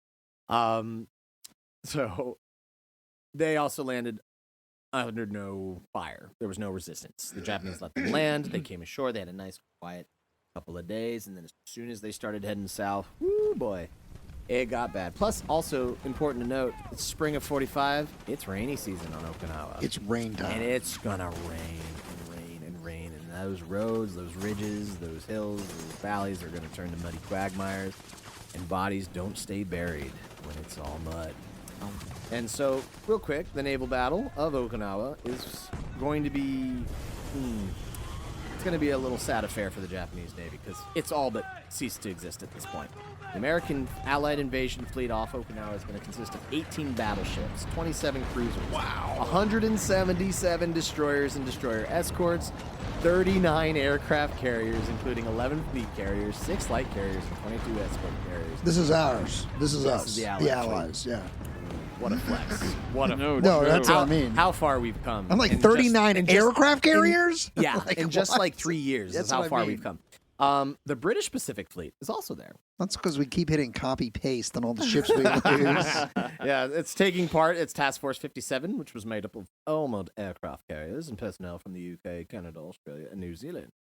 And they are going to assist the American naval pacification of the islands surrounding the Ryukyus, but they're also going to light up Formosa/Taiwan as well. So they're basically taking care of that while we're taking care of Okinawa. Operation Tengo, or Operation Heaven 1, is going to also be known as the Battle of East China Sea, and this was the last major Japanese naval operation of the war. 10 Japanese warships. 10 Japanese warships. Against all that. Including the colossal Yamato. It's going to go well. On a suicide mission to attack the Allied fleet off. Well, that explains the movie Yamato that I watched and why that looks so They had no hope. Grizzly. They had no hope of winning that fight. Even with the giant battleship like the Yamato, it's 10 ships against, I don't know, math, a lot of Allied fleet. I'm not even kidding you. Yeah. Like, if we do any support material for this episode, we talk yeah. about like movies and stuff. That was one of the most gory movies I've ever believe it, seen. yeah. I didn't even watch the whole movie. There was a certain point where like dudes are taking anti-aircraft rounds, and like they're just showing in true Japanese film fashion, bodies and blood everywhere. Yeah. I'm just like, this is honestly. I watched Thou Shall Not Grow Old, and this movie was too much for me. Okay. I was like, oh my well, that's god! The thing is, like, this ship is so large that there's literally like pillboxes and bunkers on the deck of the ship. Right. And like it's a floating fortress, no matter how you look at it. So when it's getting lit up from the air, oof. Yeah. It's gnarly. So this is a force under Admiral Seiichi Ito. They're never going to reach Okinawa. They're intercepted by just American aircraft, not even any ships. It's a dude in a paddle boat. He's like, get out of here, just like, stop. Literally, Hellcats, SPD-2 L divers, TBF Avengers. They just intercept. It's Matt in a raft throwing pebbles at it, just like, don't do it. You're gonna get you lost. There's 10 of you. There's 10 of you. They're like looking at Matt, and he's just throwing rocks at him. Yes, and of the 10 Japanese ships sent, only 4 are going to return to port. I can't even believe 4. Right. Yeah. One light cruiser and 4 destroyers were sunk, but the biggest loss, of course, was the Yamato herself. Right. Yamato is attacked between 12:37 p.m. and 2:20 p.m. So almost like not even 2 hours. She is going to be hit by 11 torpedoes and 6 bombs, so that's less than the Musashi. She's going to capsize at 2:23 p.m. with Admiral Ito and Captain Kasuka Uruga going down with her. Around the same time, one of her bow magazines going to detonate, and a massive explosion will be seen for miles. Get this, the blast was apparently heard and seen 120 miles away at Kagoshima. What? In Kyushu. They saw her blow from 120 miles away. So due to a mushroom cloud that reached 20,000 feet into the air, it was visible. Of the 280 of the Yamato's, only 280 of the Yamato's 3,300 man crew were rescued. Dude. Yeah. Have either of you guys ever seen the clips that are on YouTube of some of these World War II ships just exploding? Yeah. Oh, yeah. Yeah. And it's just Have you seen the one where the ship, there's one where the ship is overturned and it and explodes. you can see all the sailors on it and then it explodes? Like, what's interesting is you see the debris hit the water. Yeah. And you know that there's bodies. People are part of those are people. Part of those are people. But yeah, so the Yamato has destroyed nearly 115 Japanese aircraft.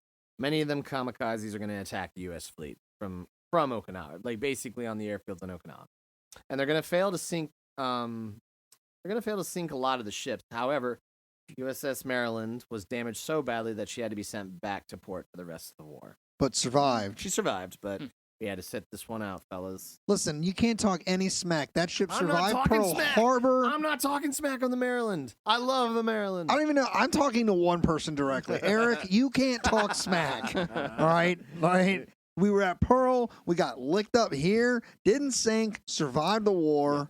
So overall, for the I don't see Pennsylvania claiming that. Pennsylvania. For the naval battle of Okinawa, there were 12. Our losses were 12 planes, 97 killed, and 100. And 12 planes, 97 killed, 122 wounded personnel, with 3 ships damaged. So that's all due to kamikazes. Oh my God.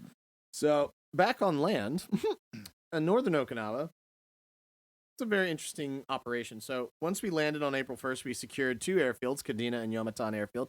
Kadena Air Base is still one of the most it's one of the largest American naval and air installations in the Pacific. So we're still there. And we sent the 6th Marine Division to the north. They cleared out all the wooded mountainous terrain in the northern sector of the island. Japanese forces up there became cornered at the Motobu Peninsula and made a brutal last stand at Mount Yedake. Oof, sorry, guys. Until April 18th. And that was all done by the 77th Infantry Division and the 6th Marine Division. The 77th ID is going to assault Lishima, which is just off the coast of the Motobu Peninsula, on April 16th. You can see that on your map there. And it is... We are Instagram people. We are on map 9. You were in the last map. Final map, final slide on the post there. And so, basically, this is going to be interesting because some of the 77th ID GIs are going to claim that they even encountered civilian women armed with spears on Lishima. But they didn't really, kill them. They just were spear out of my face. Nevertheless... They secured the northern part of the island pretty quickly. By the end of April, it's secure. The real fight is in the southern end, which is why Snafu says every foot we go south on the island, they get meaner and meaner. The rest of the 10th Army is going to wheel south. The 7th and 96th Infantry Divisions are going to strike the Mashinato Line at Cactus Ridge and the Pinnacle, securing both objectives by April 8th at the cost of 1,500 casualties. So already we're here we go again. Yeah. And then the next objective is going to be Kakazu Ridge. And that is a bastard of a ridge to take. Between April 12th and 14th, General Yoshima is going to order a massive counterattack across the entire island. So this is going to be significant. He is actually trying to hold this island. This is a World War I style, back and forth style island fight here. And so by the end of April, the 10th Army is going to break through these first lines of Japanese defenses, and you're going to start to see units get shifted off the line here. So the 1st Marine Division, for example, they replaced the 27th ID, 77th ID, that's Hacksaw Ridge guys, they replaced the 96th on the line. At the beginning of May, Yoshima is going to launch another counteroffensive, this time even trying to employ amphibious flanking maneuvers to get behind the 10th Army. And so things are getting pretty spicy at this point. May is also going to mark the heaviest point of Okinawa's monsoon season, turning the island into a muddy quagmire. It's going to stink higher to holy hell because decaying bodies and war wreckage are all unearthed by this rain. By the end of the month, the 6th Marine Division is going to occupy the capital city of Naha, and the 1st Marine Division is going to capture Shuri Castle, which was the largest fortress on the Shuri line. And so this is interesting, and I wrote this in my notes, and Matt, you'll appreciate this. I wrote, some asshole redneck Marine raised a Confederate flag over the castle on May 29th, but it was replaced with an American flag on June 1st on the orders of General Buckner. Oh, no, that is interesting. Interesting, huh? But yeah, that's my notes. Some asshole redneck. Some jerk. Yeah. So by June, Japanese 32nd Army is going to retreat into their final defenses at the Kian Line, bringing in large number of civilians with them to be used as laborers, conscripts, and even human shields. 6th Marine Division is going to clear out the Aruku Peninsula, while the 1st Marine Division, 7th ID, and 96th ID compress the Keon Peninsula and its defenders. Unfortunately, General Simon Bolivar Buckner will be killed on June 18th by Confederate. Look, we can forgive you. We can forgive you for that one. We can forgive Killed you. by Japanese artillery. He's replaced with General Roy Geiger, who was then later replaced with Joseph Stilwell, who had time commanding in Burma and China. And so, also killed with him will be Ernie Pyle, who is a very famous war correspondent who'd survived all the battlefields of Europe just to be killed by machine gun fire in Okinawa. Mopping up operations are going to be conducted between June 23rd and 30th, and the island will be declared secured by June 21st. General Yoshima and his subordinates will all commit seppuku. Here's where things get crazy. Casualties for America. 14,000 battle deaths and 36,122 wounded troops. For the Army, that's 4,412 killed and 17,689 wounded. Gettysburg. Navy, 4,900 sailors killed, mostly due to kamikazes, and 17,689 wounded. Marines, 2,779 killed and 13,609 wounded. So that's 33,000. Oh, I'm sorry. That's the additional 33,000 non-battle casualties due to PTS and other psychiatric and physical illnesses. This sucks. This campaign blows. There's no way to describe that. As for the Japanese casualties, all 72,000 defenders pretty much dead. U.S. estimates actually put closer to 110,000 casualties, including Okinawan conscripts. Only approximately 7,000 of those conscripts surrendered. Of the Okinawan civilians, there were 40,000 deaths during battle, or 40,000 conscript deaths in battle, and about 100,000 civilian deaths. Overall, 3,000 conscripts possibly surrendered. I don't quite know, but this is bad, and this is almost the equivalent of. I mean, that's 14,000 dead for us, at least, in 3 months of a battle. Did you list civilians in that? Yeah. Okay. So about 100,000 to 150,000. Because part of that is that tragedy of that I was talking about with the mothers on the island. Like they were the propaganda machine. And the suicide vests, pretty much, that they're wearing. The propaganda machine had gotten to them, and they were convinced that these American troops and their babies and all this stuff, and they were like jumping off cliffs, taking their own lives, tossing their kids off cliffs, wearing like suicide vests themselves. Like, yeah, dude, this is the nightmare one for me. I mistakenly equated that to Peleliu, but this is the one I was thinking of. Okinawa is the bloodiest and most brutal campaign in the entire Pacific, at least for us in terms of our involvement. Obviously, China is a whole different can of worms, but Okinawa is this haunts people, and I think that's what did a number on Sledge, especially in his PTS. And we keep a military presence, a Marine presence there today. We're still on Okinawa. It's one of our major Air Force bases. Marine bases too. Well, Kadena Air Base and Marine bases. Yeah, it's pretty crazy. Yes, ma'am. In a earlier part of my career, I was with American Battlefield Protection Program, and we did a number of preservation grants for elements that are out in the Pacific Theater. Now, they have to be American territories, so it's some of the American holdings, territorial holdings that are still in the Pacific, but the amount of carnage and wreckage from even some of those earlier engagements is insane. Oh, yeah. That is still there. Yeah.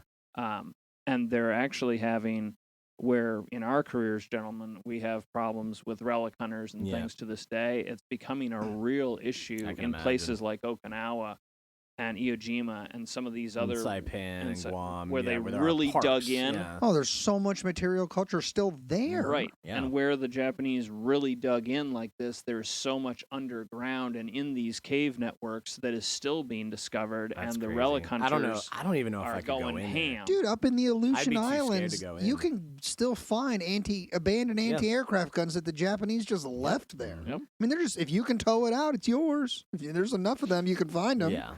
Oh, yeah. I mean, don't do that for the record. Don't do that. But like, that's what we're talking about is like, same thing with World War I. This is only 80 years removed. Humanity brought so much stuff that it's like, it's a lot of it is still physically there. I'm just saying, now. like, how much tonnage of ships are on the bottom of the Pacific from this whole conflict. Like, Absolutely. It's crazy to think about. I listed off all those ships that sank. Like, that's... the amount of steel. Yeah. The amount of steel at the bottom of the ocean is crazy. And there are underwater interpretive trails now. Yeah. In some of these sites. Yeah, at Saipan and Guam, you can do a scuba tour. Yeah, exactly. It's specifically to go look at some of these wrecks.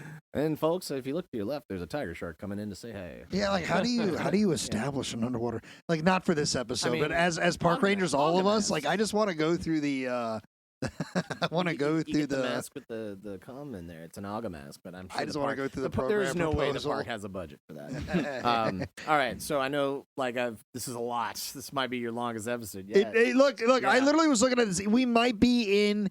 If we put this out as a single offering, we might be in 6 hours. unprecedented. We're a little over 5. Okay, We're about not 5. We're about yeah, 5 hours we did it 22 again. at this moment. We had a break. Yeah. But no, that's just straight recording time. That's just 5 hours and 22 minutes straight recording, bro. Listen, I'm appreciating you guys bearing with me. But we got more. And we're almost there. I'm saying, because, like, we can't not talk about We gotta talk about the bombs. the bombs, Right. Especially with the 13 Academy Award nominee film that was made about the whole story. Oh, and so I do want to do, like, a focused episode on the Manhattan So Project. I'm not gonna go too in. But one of the co-hosts of this show might share a birthday with one of these dubious dates.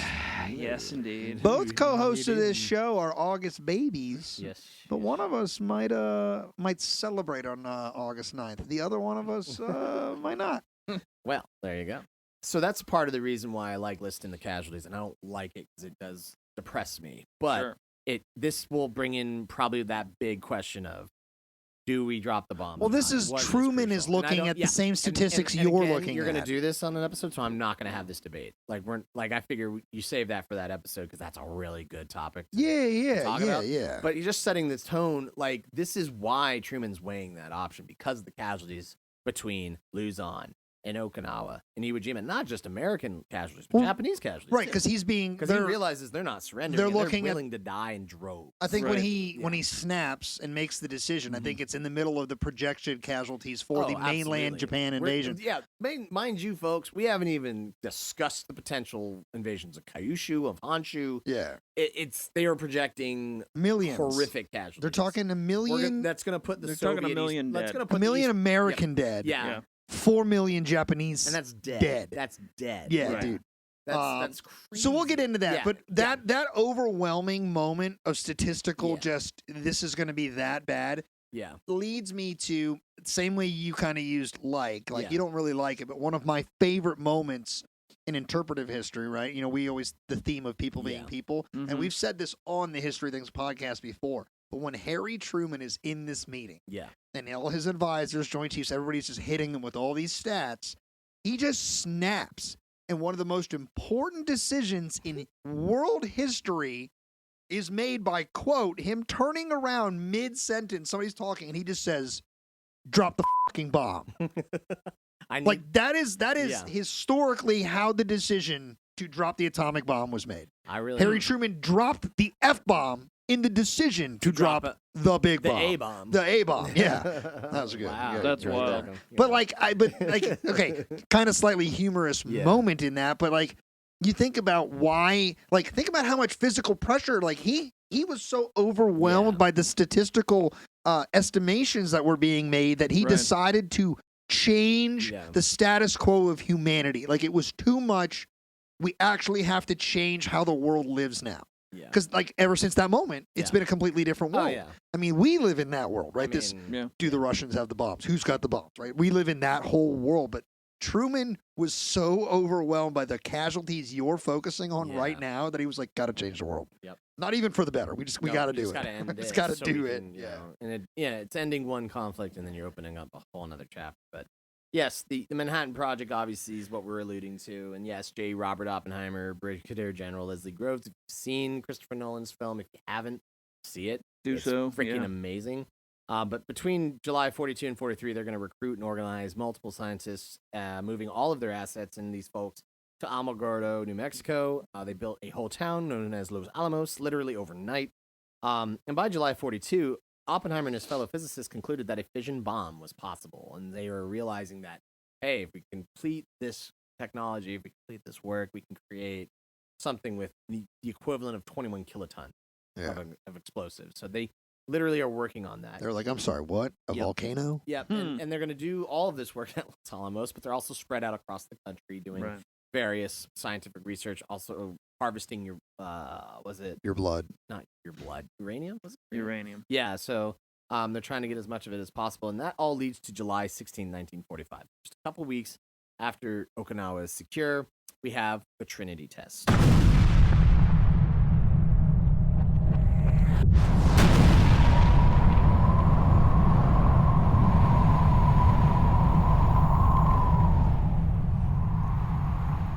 And that is where 425 people are going to witness this test, and where the first humans on the planet witness an atomic explosion, which actually used plutonium. Because uranium, I think they said, was too much. It wasn't stable enough. It wasn't stable enough, and they couldn't get enough of it, I think. So they went with plutonium. And the explosion released the energy of 25 kilotons of TNT and a massive cloud of fallout, which they all said, lovely. Smell great. I love the smell of fallout in the morning. Robert Duvall just popped out of nowhere. You mean Sam Elliott? Robert. I'm sorry. I said love.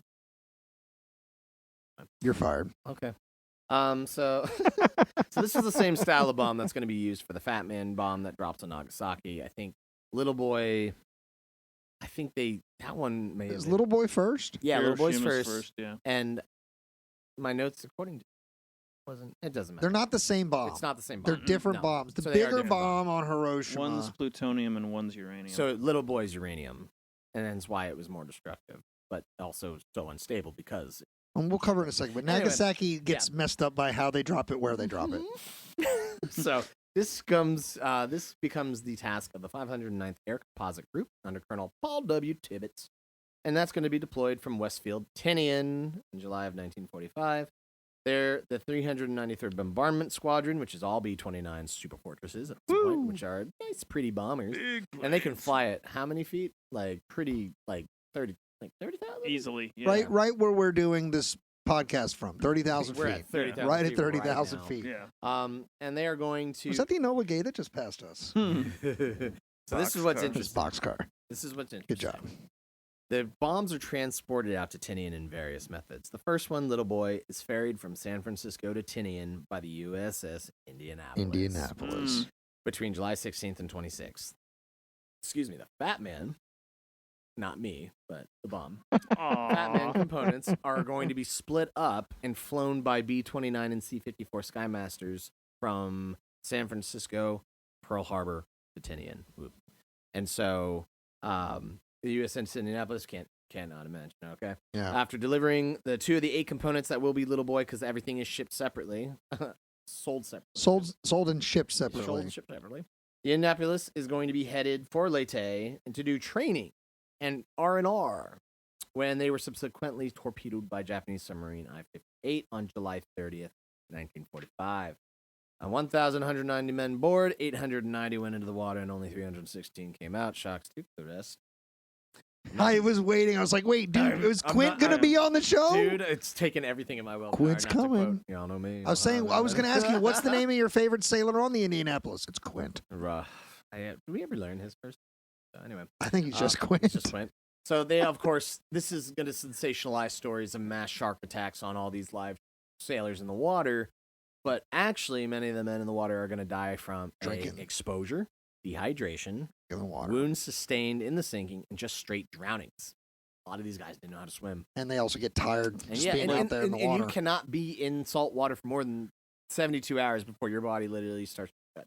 Yeah. So the sharks, yes, they were eating people, but mostly those guys were dead. And it's still horrific to see a shark eat a human body. Yeah. So I can imagine that's hard to forget, but it's not the Jaws story that we all have come to know and love from that movie. But especially nevertheless, you. Anyway, and the only Quint, I know, one Quint line. Anyway, we delivered the bomb. Anyway, so Hiroshima, August 6, 1945, and the Enola Gay, piloted by Colonel Tibbets, is going to fly a solo flight over the city of Hiroshima, which was the headquarters for the Japanese 2nd General Army on the main island of Honshu, as well as, unfortunately, some American POW camps unbeknownst to Allied planners. Bomb detonates at 1,750 feet with a blast that was the equivalent to only 13 tons of TNT, so smaller than the Trinity test, because Trinity was plutonium. The area of approximately 4.7 miles was destroyed. Officials believe that over 70% of the city was destroyed, with almost 70,000 to 80,000 people killed immediately, and then another 70,000 injured, which we can only imagine they succumbed to radiation poisoning afterwards. Right. 3 days later, on August 9, 1945, without waiting for any word from the Japanese about surrender. By this point, I think it should be important to mention, we've been dropping leaflets. We've been trying to get Hirohito to come to the peace tables. We're still pushing unconditional surrender.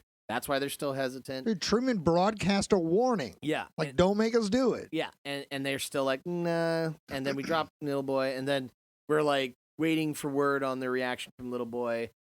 And they still haven't really given us much to go off of yet. But then, lo and behold, here come the Soviet Union. I was going to say, the second bomb was dropped for an audience of 1. Yeah, so Nagasaki, you can argue a lot from that. But I don't feel bad. Matt shot me a look for our listeners who can't see this. Like, I don't feel bad saying that. Like, we just need to make some context here. It was for the thousands of lives were spent to make sure the Soviets knew Japanese people to make chill. a point to the Soviets. Yeah. So this bomb, the Nagasaki bomb, was dropped by B-29 named the Boxcar. So nobody really talks about the plane that brought. We all know the Enola Gay. I do. I like Blink-182 because Boxcar Racer. That's right. Is one of the side project bands, and they're piloted. Not spelled the same, but you know where he got it from. No, I'm talking. Piloted by Major Chandler Sweeney. They're going to target Nagasaki for its industrial significance because it was home to the Mitsubishi Steel and Arms Works and the Mitsubishi Urakami Ordnance Works. These goddamn zeros. Just take them out. I like it, Cliff. Matt, do you wish that they picked a different day to do this on? Sorry, Matt. It makes the day all the more historically significant. A little macabre. But very macabre. Yeah, You're not celebrating the bombs, man. Exactly. We're celebrating you. Aw. There's also 2 Civil War fights on you. We're celebrating Matt. Yeah. Matt is celebrating Cedar Mountain. That's right. Thank you. Ew, I got problems with that too, but let's do it. So do I. The bomb's going to detonate with the equivalent of 21 kilotons of TNT, so very similar to the definitive test. But it was limited to the Urakami Valley where the steelworks and ordnance works were located. So that's targeting mostly the factory workers and soldiers in the area, unfortunately. But only nearly 40% of the city was destroyed. Still bad. And I'm like, only 30 to 40,000 people killed instantly as opposed to Hiroshima. With another 60,000 injured, you can imagine more radiation poisoning. Nevertheless, this is going to bring Japanese to the peace table because for all they knew, we're knocking out cities at this point. Yeah, we're knocking out cities. Yeah, they don't know how many more of these we have. Right, exactly. Now, here's the thing. I was always taught in high school that we had no other alternative. And if they hadn't surrendered, we would have been up a creek. That's actually false because General Groves is going to promise the War Department that another bomb could be ready as early as August 19th. But President Harry Truman ordered that no additional bombs be shipped out without his express approval first. So we were cranking those bitches out. I'm pretty sure I read recently in my prep work for this episode that there were 8 bombs we had that we could have realistically rolled out by like March of 46. Yeah, we were making an arsenal. Make no mistake. But I think that's important is like by March of 46, I think we already had the ability to by put the 19th. To put of 8 the same on month. Yeah, like we have another one ready to go. Yeah. And I was always taught like this is all we got for now because it takes so long to make them. Groves is saying, nope, man, we crank this shit out. I was blown by that. Yeah. So we've got another option, too. The one that we've been prepping for. General LeMay is going to flatten Japan. The amount of bombers he's building up. With all napalm. Exactly. Ordnance. It's all liquid jelly that catches fire and does not get put out. So August 10th, day after. Japan cables the Allies to inform them of their stop to surrender under the Potsdam Declaration. What's the Potsdam Declaration? So the elimination for these are all the things. I just want to go through Potsdam real quick. So the declaration. So it's the elimination for all time of the authority and influence of those who have deceived and misled the people of Japan in embarking on world conquest. 2, the occupation of points of Japanese territory to be designated by the Allies.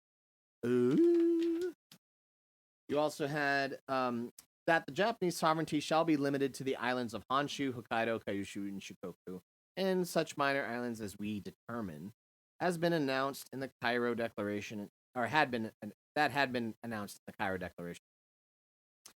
Article 4 is that the Japanese military forces, after being completely disarmed, shall be permitted to return to their homes with the opportunity to lead peaceful and productive lives. Go home. That we do not intend that the Japanese shall be enslaved as a race or destroyed as a nation, but stern justice shall be meted out on all war criminals, including those who have visited cruelty upon our prisoners. The Japanese government shall remove all obstacles to the revival and strengthening of democratic tendencies among the Japanese people. Freedom of speech, of religion, and of thought, as well as respect for the fundamental human rights, shall be established. Japan shall be permitted to maintain such industries as will sustain her economy and permit the exaction of just reparations. So get your industry so you can pay off the shit. Right. Yeah. And they're like, Honda says what? Sony says what? Anyway. To this end, access to, as distinguished from, control of raw materials shall be permitted, so your shipping can start. Eventual Japanese participation in world trade relations shall be permitted. Eventually. They're like, don't worry. When we come out, we're gonna own you. Yeah. You're just gonna buy all our stuff. The occupying forces of the Allies shall be withdrawn from Japan as soon as these objectives have been accomplished, and there has been established, in accordance with the freely expressed will of the Japanese people, a peacefully inclined and responsible government. How long are we in Japan for after the war? We're still in We're Japan. still there. I mean, in smaller capacity, but Can I say something? our Navy pretty much runs Tokyo I Bay. knew that answer. Yeah. I had to do this for I know, the show. I know. Like personally, we're all being facetious. okay. Personally, I knew that one. I know. And finally, we call upon the government of Japan to proclaim now the unconditional surrender of all Japanese armed forces and Dead to Grant provide smiling. proper and adequate assurances of their good faith in such action. The alternative for Japan is prompt and utter destruction. Yeah, which mean like literally FAFO, December 7th, 41. I'm just saying, right now, Yeah. August 6th, 45. You find it out. This was August 10th, too. So Hirohito is broadcasting the terms of surrender to the Japanese people on August 15th. 新深く世界の体制と帝国の現状とに鑑み以上の措置をもって自局を収集せんと欲しここに終了なる汝臣民に次ぐ陳は帝国政府をして米英四蘇四国に対しその共同宣言を受諾する旨通告せしめたりそもそも帝国市民の公寧を図り万邦共栄の楽しみを共にするは構想の違反にして陳の権限を語るところ先に米英二国に宣戦せるゆえんもまた実に帝国の自尊と東亜の安定とを主揮するにいで他国の主権を廃し平等ガスがごときはもとより陳が志にあらずしかるに公選すでに記載をけみし陳が立会将兵の優先陳が百両融資の冷静陳が1億収支所の方向おのおの最善を尽くせるに変わらず選挙区必ずしも好転せず世界の体制また我にであらずしかのみならず敵は新たに残虐なる爆弾を使用してしきれに向こう殺傷し残骸の及ぶところ真にかかるべからざるに至るしかもなお抗戦を継続せんかついに我が民族の滅亡を将来するのみならずひいて人類の文明をも破却すべし核の分場陳何をもってか屋上の石種を欲し構想の神霊に所詮やこれ陳が帝国政府をして共同宣言に大勢占めるに至れるゆえんなり陳は帝国とともに終始東亜の解放に協力せる諸名法に対し遺憾の要表せざるを得ず帝国市民にして先人に死し祝域に順次悲鳴に倒れたる者及びその貴族に思いを致せば来ないために咲くかつ戦勝を追い災禍を被り家業を失いたる者後世に至りては勤の深く信念するところなり不毛に今後抵苦の置くべき苦難はもとより尋常にあらず汝市民の中将も陳よくこれを知るしかれども陳は自運の赴くところ耐え難きを耐え忍び難きを忍びもって万世のために太平を開かんと欲す陳はここに国体を保持し得て終了なる汝市民の適正に信し常に汝市民と共にありもしそれ上納撃するところ乱りに時短を刺激しあるいは同胞敗壊互いに自玉を乱りために大道を誤り真偽を世界に失うがごときは陳最もこれを戒むよろしく挙国一家子孫相対固く信州の不滅を信じ任重くして日東京を思い総力を将来の建設に傾け道義を厚くし思想を固くし誓って国体の成果を発揚し世界の信運に遅れざらんことを期すべし汝市民それよく陳が用体せよ So he comes out and is like, But that's still another week. But I mean, we're just sitting there like, do it. Dude, because even after the second bomb, he's got leadership that's like, keep fighting. Yeah, and he's like, literally, our cities are in ashes. And they're like, but keep fighting. So the document signing was officially planned for the beginning of September.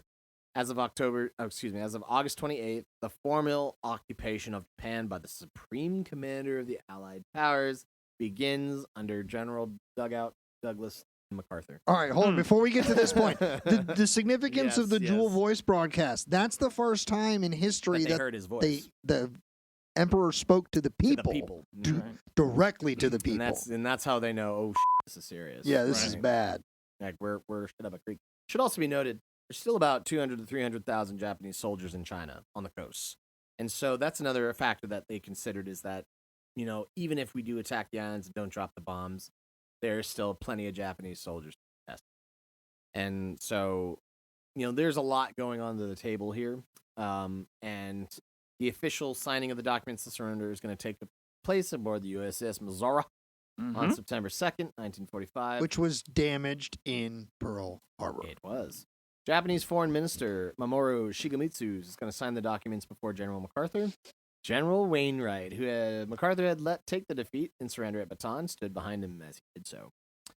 Total combat casualties for the United States in the Pacific War was 111,606 dead or missing, with 253,142 wounded between 1941 and 45. Japanese losses were 2.5 million dead and over 1 million civilians killed between 1937 and 1945. China lost approximately 10 million killed and wounded between 1931 and 1945. As for the British Commonwealth and Dominion forces, sustained roughly 235,000 casualties in the Pacific, among which 82,000 killed. So, for World War II's tally of 80 million is the new standard for people killed. This is a big chunk of that change. Obviously, Europe gets a little bit more of it, and so does the overall China War. But the Pacific War, by all means, is just a whole nother level of brutality. And I will end by just talking about the racial ideologies here. When you have two sides dehumanize each other, because we dehumanized the Japanese, they dehumanized us. You have this level of brutality that is just so horrific that the atrocities committed, the way that we mutilated each other's bodies. I mean, you had Japanese soldiers, and I'm going to get graphic here, Japanese soldiers cutting dudes' dicks off and shoving them in their dead mouths. You had us cutting teeth out of Japanese soldiers' dead bodies and taking the gold teeth as souvenirs. This is barbaric. This is 20th century war being fought by barbaric standards, and it's backed up by racial ideologies. So hate and prejudice is such a huge part of this war. And I would argue that it's in a different level than what we see in Europe. It just is so different. What's one of the things that I think sticks out to me is when you say that, all of it's true, but I keep coming back to it's easier to do that when the opposite thing looks different from you. Yeah. Which is what makes the Jewish Holocaust and the other minority and ethnic groups that were killed in Europe, right, for that overall 12 million number, even more appalling to me is because the victims of that look the same, more or less, as the perpetrators. Yep. It's weirdly harder to do that.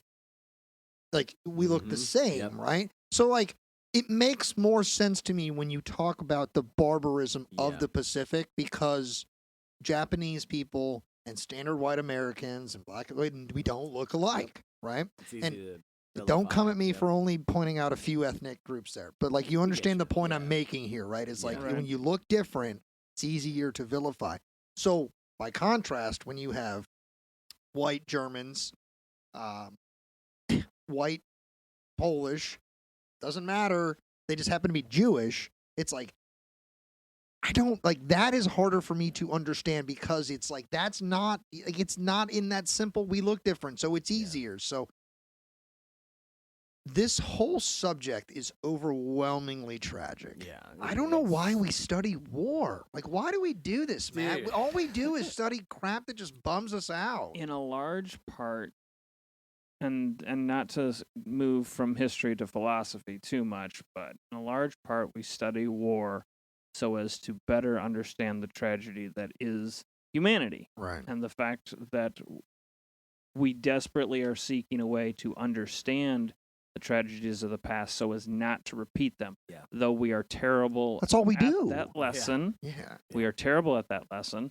We are still striving to understand so that hopefully we'll get that message someday. Like, that's what I mean. Like, so in the current world we live in, it's like, how are we not thinking about these moments? Like, our nation right now in a weird, terrible spot, people talking about civil wars. It's like, did you not study the one we had? Yeah. Like, people are like, oh, this is going to kick off World War III. Did you not study the two we've had? Like what are we doing? So, you know what? I'm going to quote Abraham Lincoln, Empire Hunter. Oh, please do. Because there's a quote that, as cheesy as that movie is, solid quote, history remembers.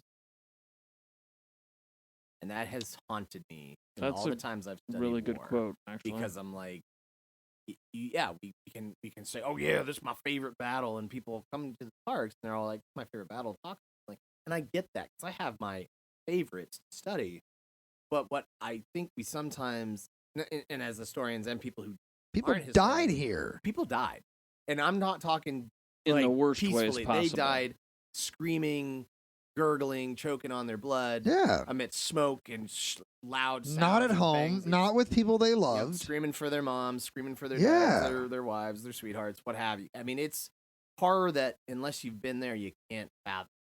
So, like, I feel for, the vets of these wars, especially Pacific, and unfortunately, at this point in 2024, there's not too many left. There's not many left. And it's gonna get, I think, as we get further from Second World War, we're forgetting the lessons we should have learned, and it's very sobering to see themes that we see in Japan and Nazi Germany during this war become relevant again at this time, and it's very unsettling.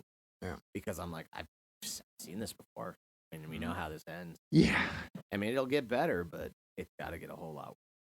I mean, I don't want to get off on it.